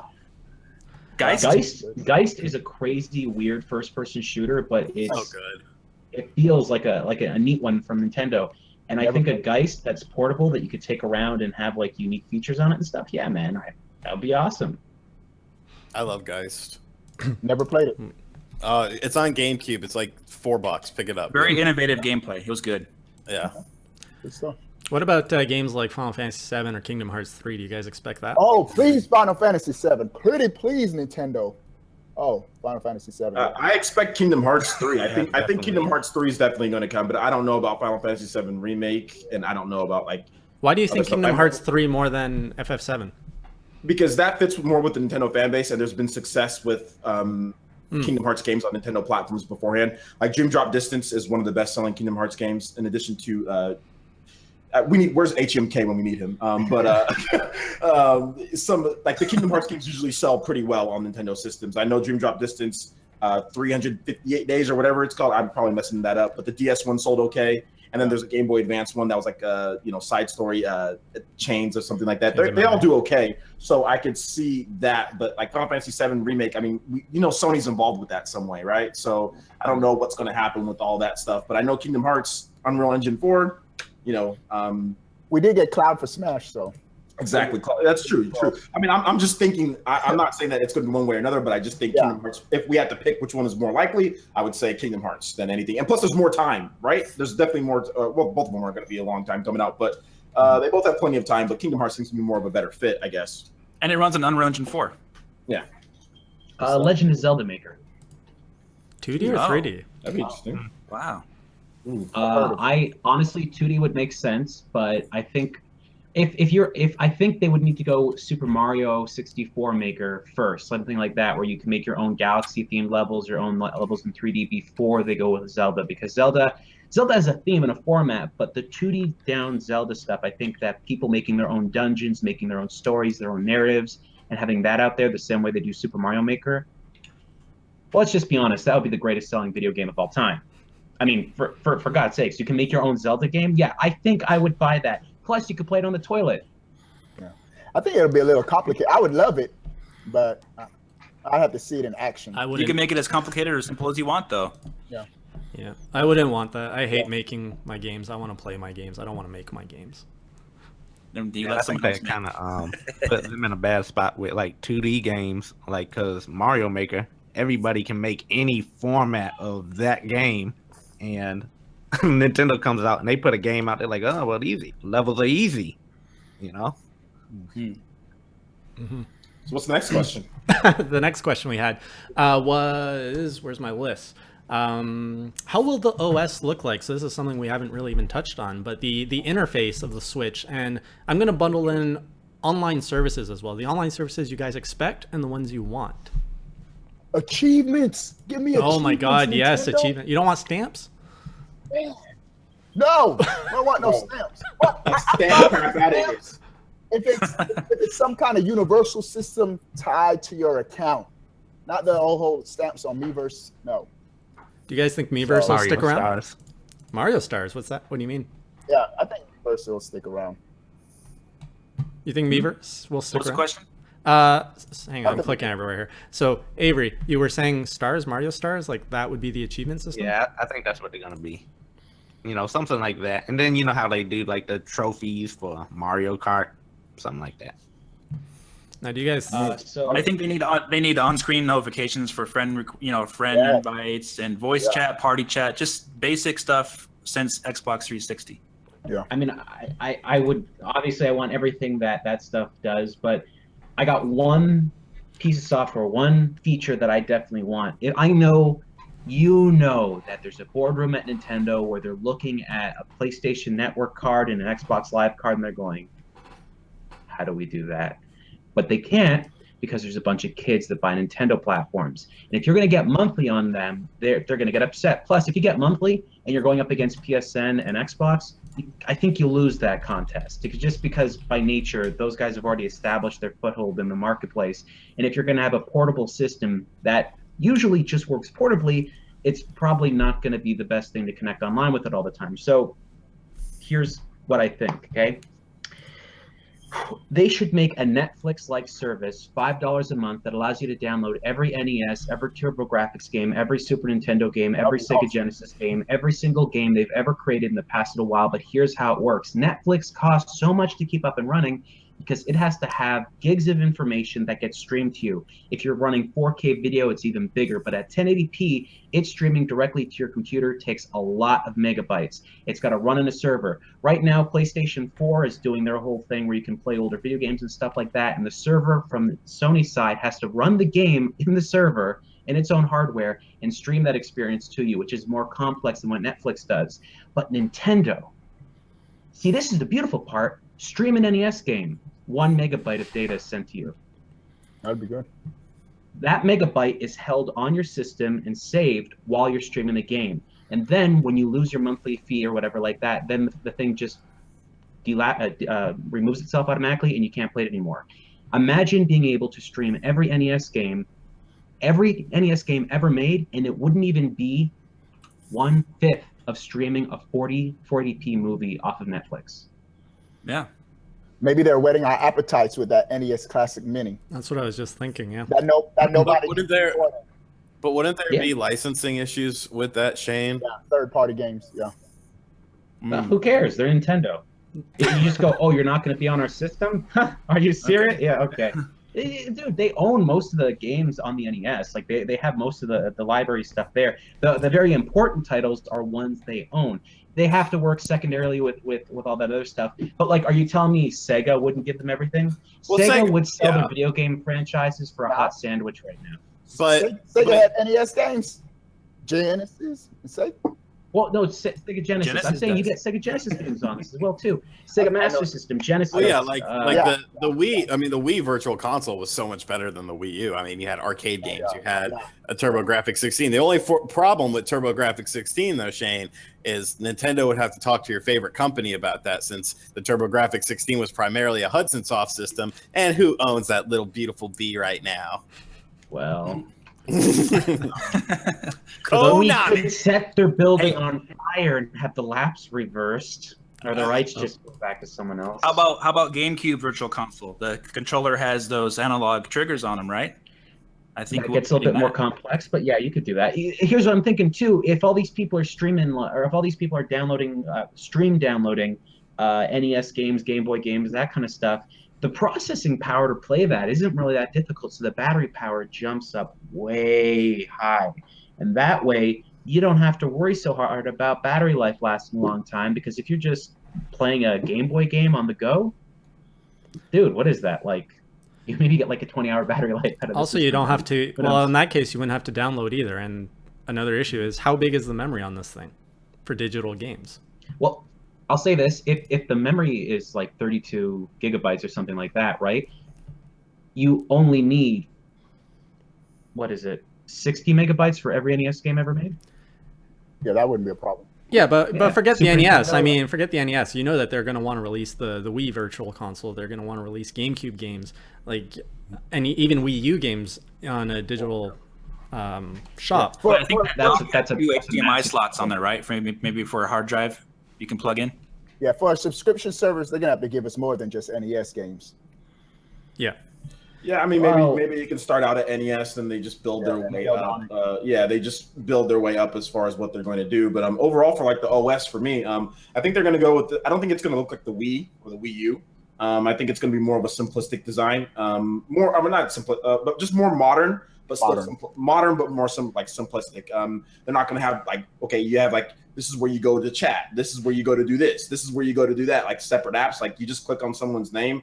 And then, like, if you want to send them a message, you want to start a chat. I think it's going to be more like that than it is organized on the Wii U. So I think they're just going to go with that. I think, like I said, with the GeForce experience, I think they're going to integrate some of that because that's already built into a lot of the different cards. So just building that in is going to really help with them as far as getting Twitch streaming, as far as getting YouTube, all that stuff, because the GeForce experience is really good on laptops. So I think it's going to have that, and I think it's overall. I think the OS is going to be really good. I think it's going to be.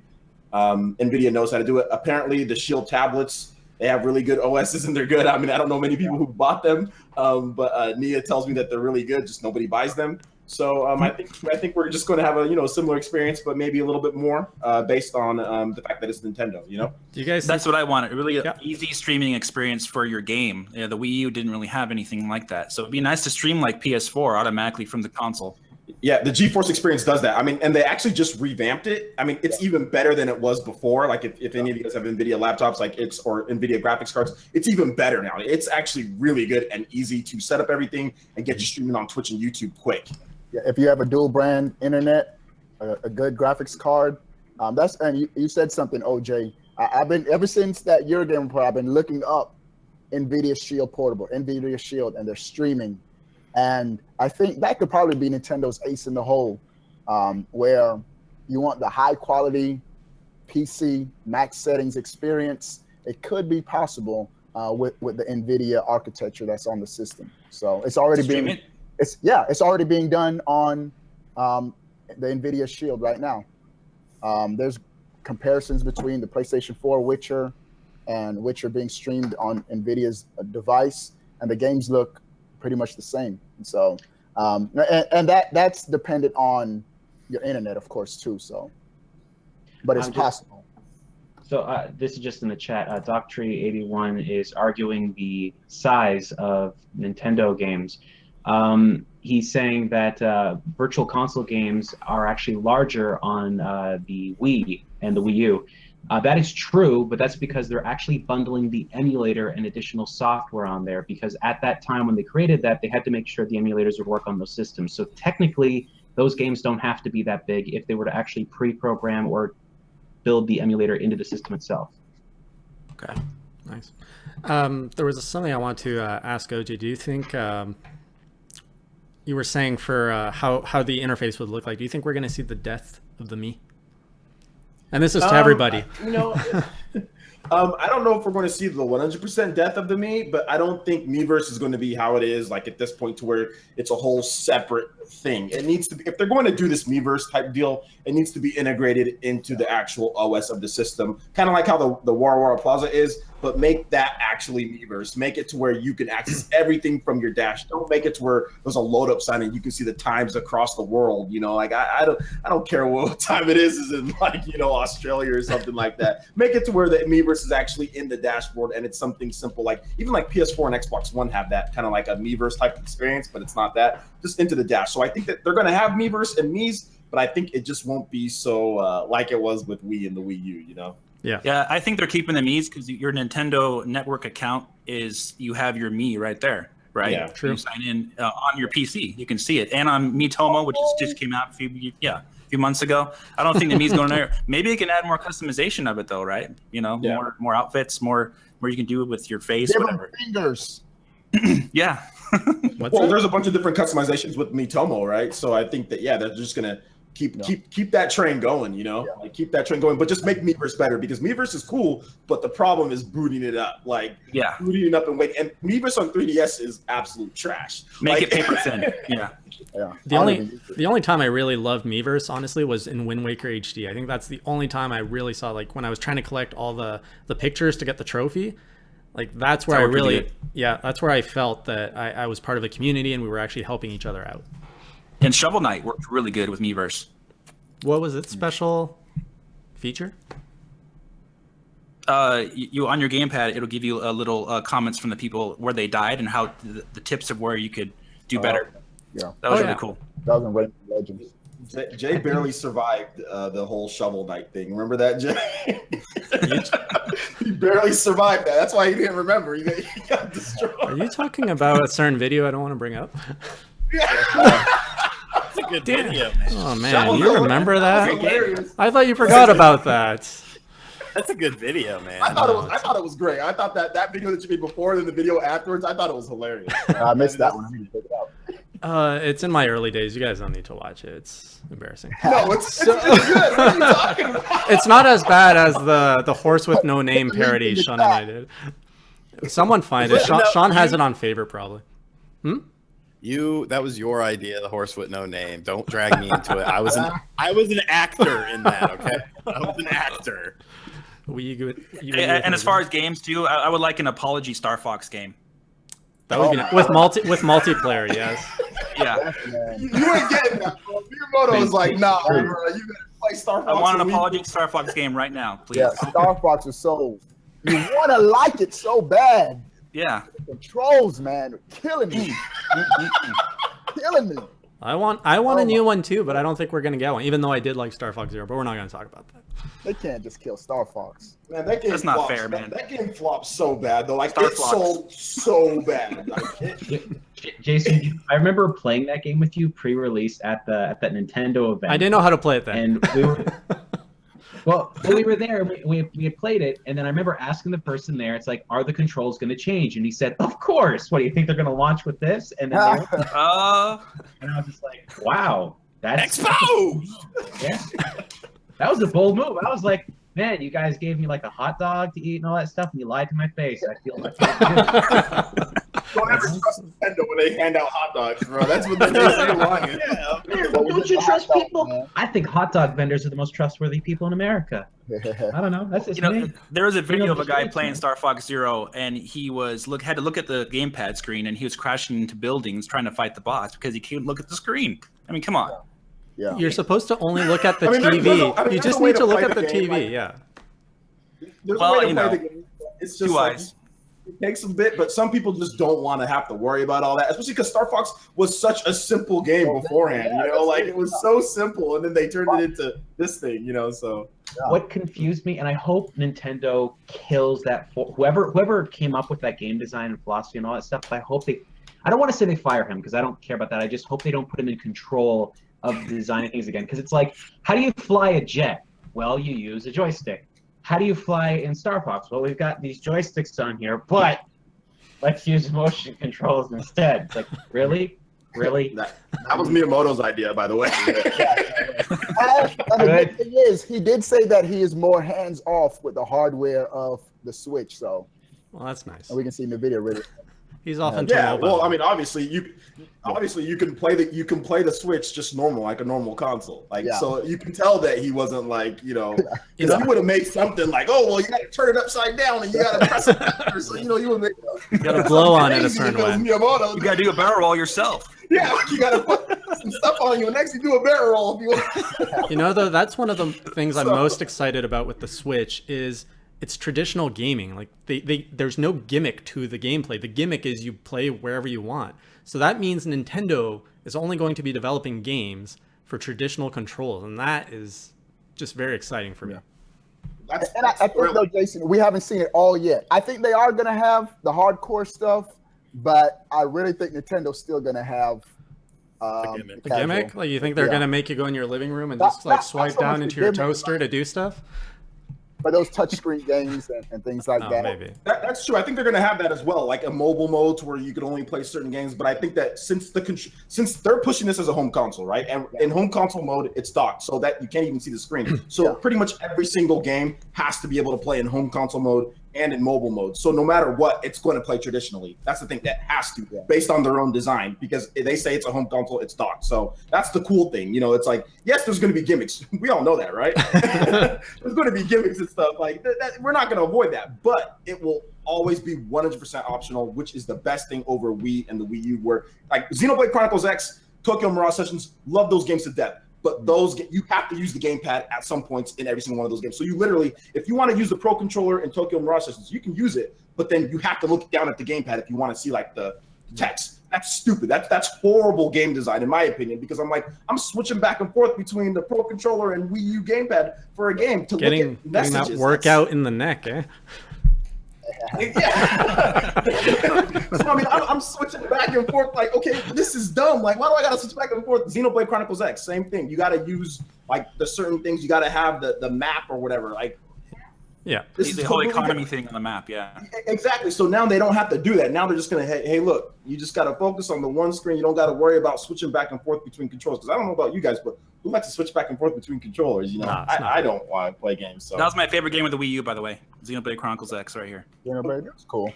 mine's a Bayonetta 2, but and Smash Bros. It's a tie between those two. But yeah, Xenoblade Chronicles X is like my top 5. Yeah, definitely. All right, so guys, we will get this all wrapped up before Walking Dead premiere if you are a fan of that. So let's get into the last segment, which is marketing. We're going to put about 10 minutes, and then we're going to get into a little bit of promo for you guys and get some questions out. Marketing, what do you guys think needs to happen to get this thing out the door? What kind of marketing do you expect to see from Nintendo in the next Well, they started 5 off months? on the right foot. Yeah.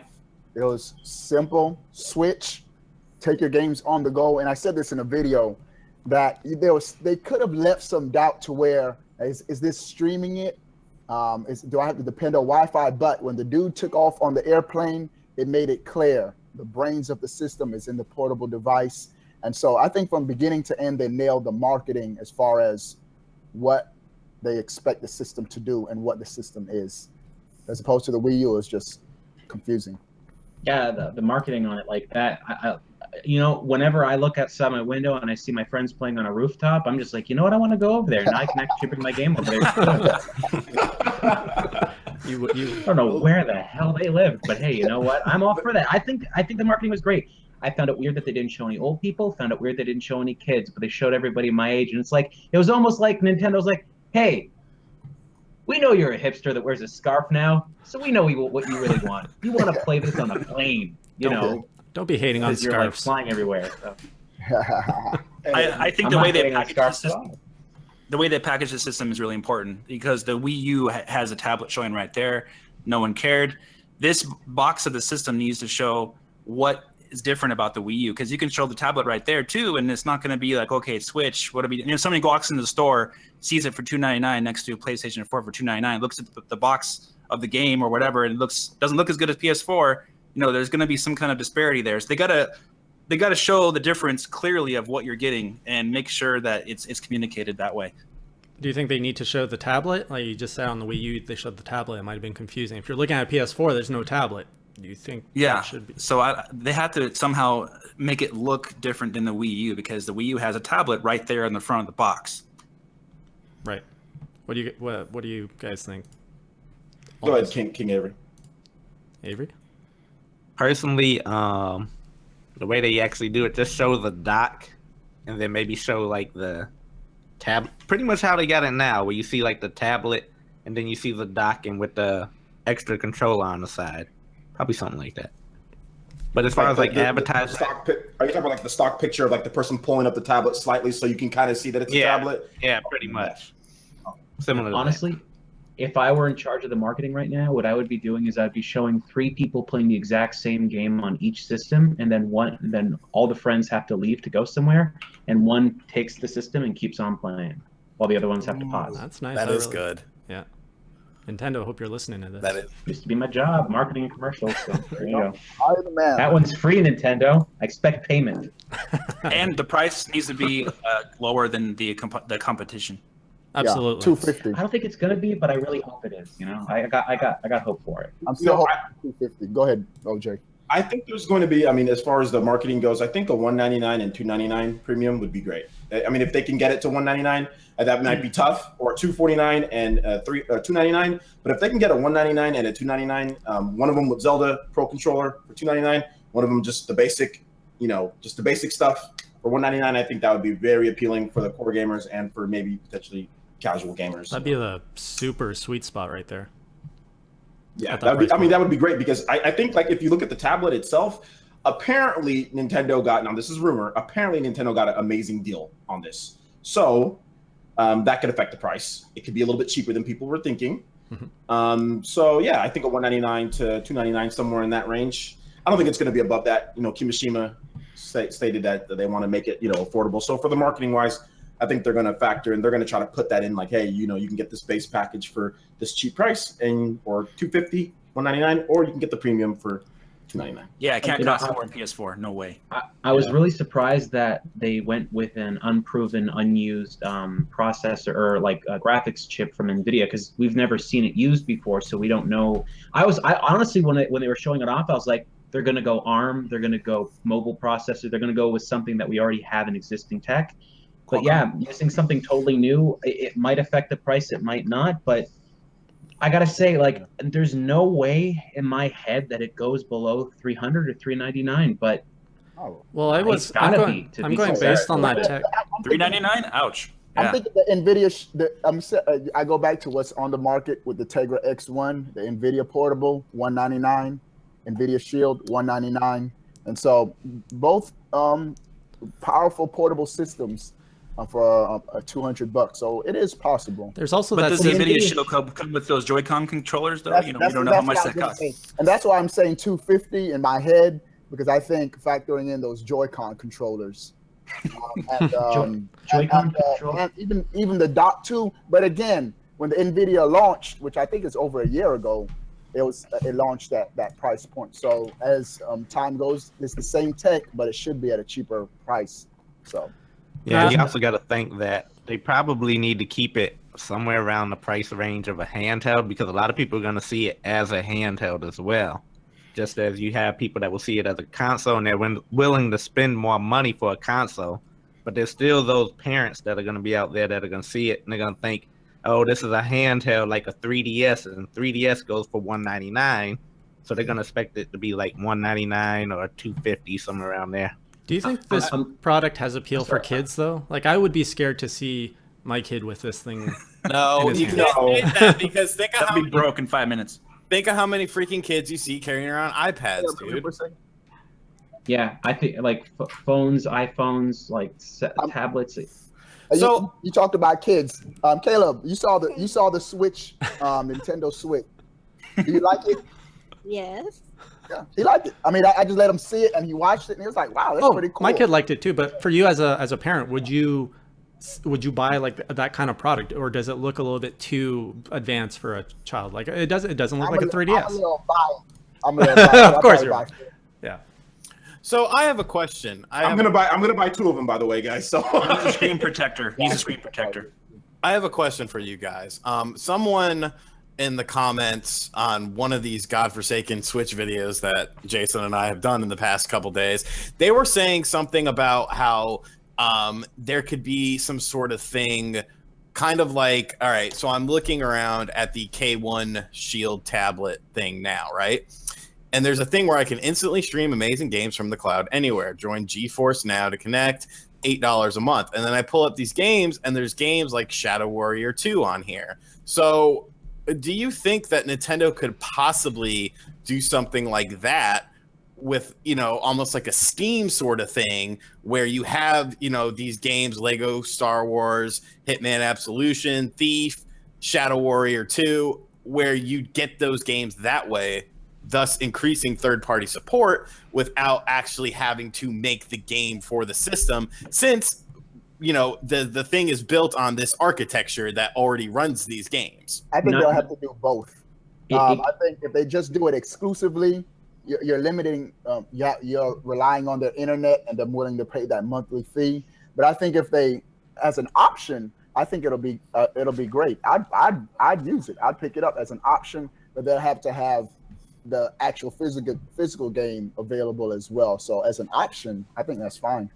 Neither the base nor the unit, neither the toaster nor the actual system itself are going to have the abilities to do that kind of streaming stuff, because the amount of cost would be insane. Plus, the amount of energy drain would be insane. And also, on top of that, the Nvidia Portable does it now. Yeah, I'm looking at the Shield. The Shield AI and the Shield streams those games from your computer to your Shield. It doesn't actually just play the games at the settings. Yeah. So it's you have to have a computer. Okay. I see what you're saying. Yeah. Okay. It would. That's an investment of a $1,000 or $2,000 computer to get Shadow Warrior 2 to run at top settings. You know what I mean? Like that's computer. But and remember. They cannot use streaming tech, because they showed this guy using it on a plane. You're not going to be streaming a game on a plane. Yeah, it'll be. He's not going to be. That's what I say. But I think as an option, it could possibly be done.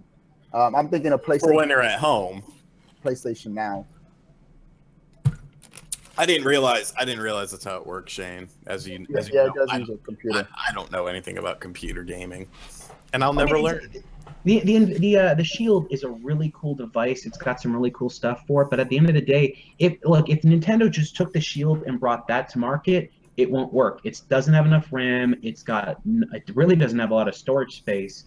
Believe it or not, it does have the ability to do 4K stuff, but 4K is such low on the adoption that nobody even cares about it right now.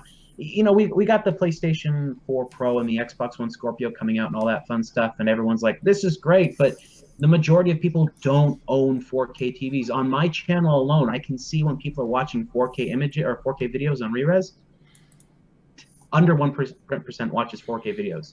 So it's useless to me. And I stopped uploading 4K videos because there's just no adoption there yet. In the future, it might become a big deal. But right now, let Sony and let Microsoft fight over the 4K and let Nintendo make 720p look amazing. Dr. Trey said Netflix works on a plane. Yeah, so I'm just reading.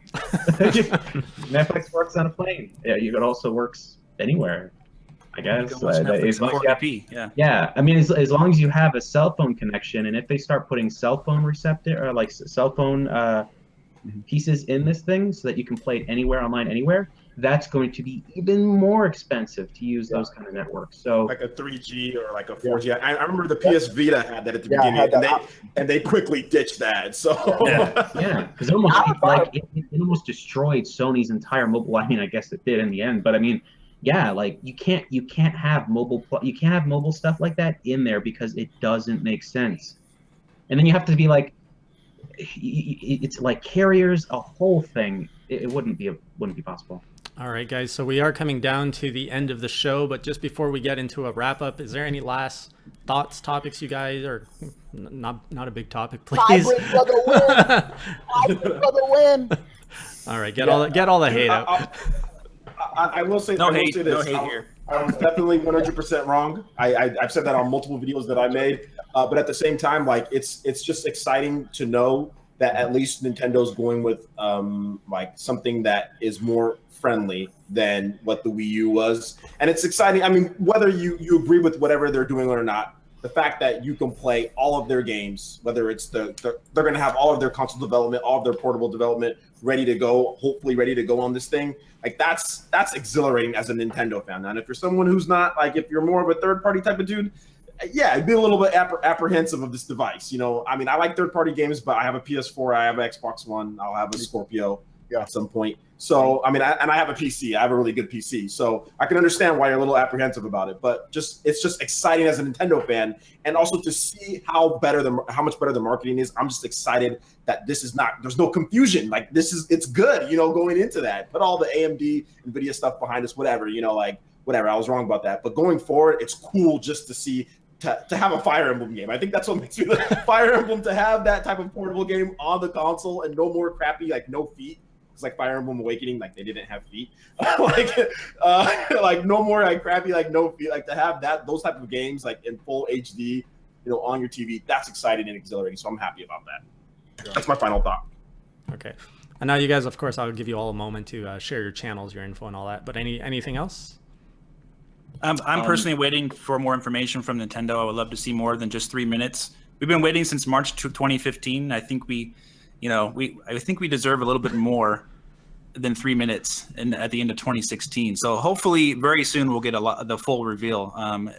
Rumors are saying it's going to be early 2017. So I really hope there's a lot more information to see, and maybe some more different options with it too. I mean, obviously there's stuff we don't know about it yet. So. Right. Yeah. So I think it was confirmed we're not getting anything else in 2016. Yeah. 2017 so we still have to wait at least 2 months. Anything specific you're hoping to see that, or you're just looking to be surprised? Well, I'm hoping to see just what else they can do. Like we talked about the OS, the games, the online features, voice chat. Are there any other options? Any other form factors? Is this it? Is there anything else? We'll see. Right. We don't know yet. Yep. My final thought is, honestly, I largely feel like this is going to be kind of a failure of a system, but not because it's just not going to sell massively. It's going to sell.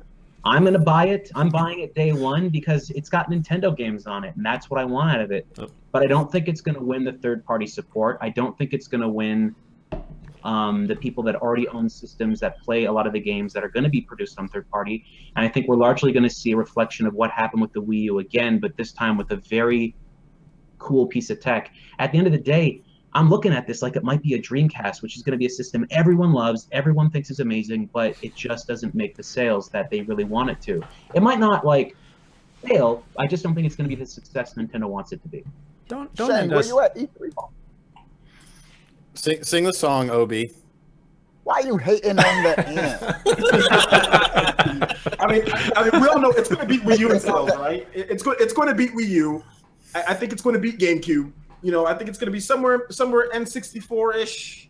I could see it. Maybe higher. I could see so hot though. I can see 30 to 40 though. I can see 30 to 40 million on this. Somewhere between the N64 and the Super Nintendo. I think that's where, especially if it's a $199 to $299, somewhere in that price range, and then there's more surprises like a SCD, something that you can add on to it. I definitely think it's going to be in the 30 to 40 million, because the Wii U sold 12 million, or no, 13 million, and look at how that was a train wreck with the least amount of games. I mean, so it's easily going to double up, maybe triple up on that. Like, it's not hard to sell what the Wii U sold, I mean, if it sells $300 to $399, anywhere in that range, I don't think it's going to be a success right off the bat. If it sells for less than a PlayStation 4, then I think it's going to be a success, but less than a PlayStation 4. Yeah, I mean, it's all going to boil down to the price of the damn thing. Yeah, I mean, price is going to be important. If they could somehow make it less than $300, they could do $250, $199, something like that. It's gonna blow up.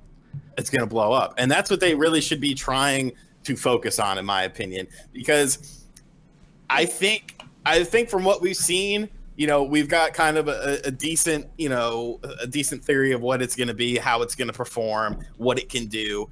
Show me a price. Show me a good price, and you'll sell.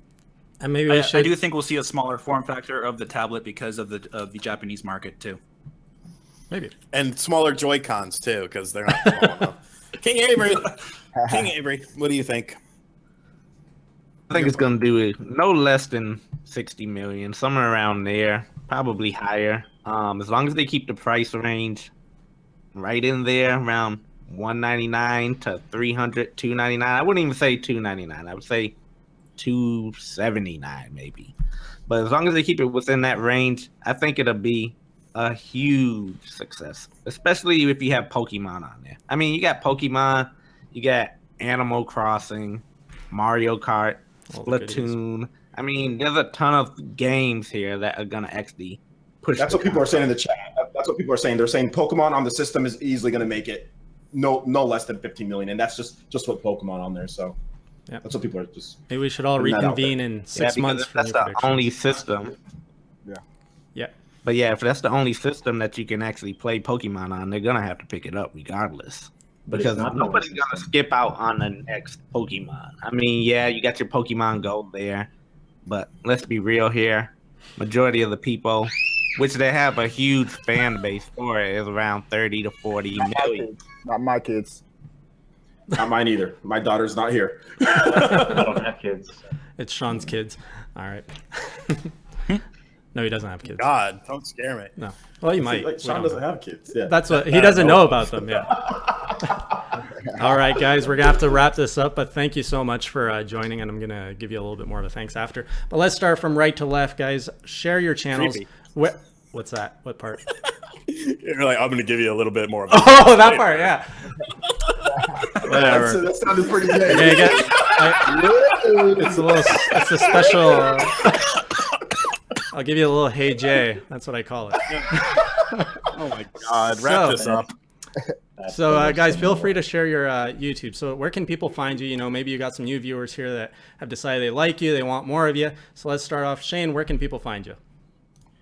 You can find me at Rerez, R-E-R-E-Z. You can go to rerez.net, go straight to the YouTube channel. And, gentlemen, it's been a pleasure discussing stuff with you. And what do you cover on your channel, Shane, in a nutshell? Rare video games, retro video games, new video games, bad video games. If you type in the worst console ever made, I'm at the top. Find the positives and all the bad games, all the negatives and all the good games. Nice. Sean, you get to talk later. OJ, where can people find you? Yeah, you can just find me on Player Essence. I have a website as well, playeressence.com. That's just really a hub for all my YouTube videos and stuff. You can find me there, or you can just find me on Player Essence right here on YouTube. I mainly do discussion, rumor videos, some theories, and I do some like live streams and gameplays. And like my gameplays are usually stuff like Naruto or stuff like Borderlands. So it's just kind of like not necessarily like the mainstream games, but more of just kind of like the offshoot stuff. So yeah, live streams, let's plays, rumors, discussions, all that stuff right there. Nice. Obi-Wan. News videos too. Yeah, news videos as well. Obi-Wan. Nice. You can reach me at Obi-Wan Plays, aka the Super Master Jedi. I cover all that Sega hotness. Stay up to date Toe Jam and Earl. Holla at your boy. Reach me at 234 Jedi Temple Way. Peace. All right. King Avery. Yeah, y'all can find me at King Avery Games. I didn't talk much during this because there was a whole lot of people here. So yeah, we had a lot of talking, a lot of opinions here. But yeah, I just kind of kept it quiet real quick. But anyways, y'all can find me at King Avery Games. A lot of people call me KAG. But anyways, yeah, that's it. Awesome. Thank you. And finally, Dave. Super Metal Dave 64, and it's Nintendo gaming and discussion, or rumor, speculation, and all things Nintendo usually. And S Metal Dave 64 on Twitter. Nice. All right. And Sean / RGT, what are you all about? I like video games and Pogs, so I'm actually making a video about Pogs, really, because I love Pogs. But no, I don't care about promoting myself. I want to thank everyone for coming. This was by far the best stream we've ever had. We had about 230, 240 people at one point in time, which is great considering, it has been a couple days since the Switch has been announced. So thank you to everyone that came out that's in the room with us. Thank you to everyone in the chat box as well. You guys have been lively and behaving, which is surprising. And yeah. Awesome. And finally on me, so you can catch Sean and myself here every Sunday on Nintendo Enthusiast. We run this Class vs. Crass podcast every Sunday at 8 p.m. Eastern Time. It's usually the two of us, but every now and then we have guests. We've had Obi-Wan, we've had OJ, we've had Shane. We got to get King Avery and David as a special guest one of these days. And of course, we do all Nintendo content here, and I do non-Nintendo content over at Hey Jay, which is my personal channel. That needs promo. So we're gonna end it there. So until next time, keep it classy, or as Sean would say, keep it crassy. All right, have a good night, everybody. You gonna sing us off too, Sean? Bye-bye. No, I need a cigarette. All right.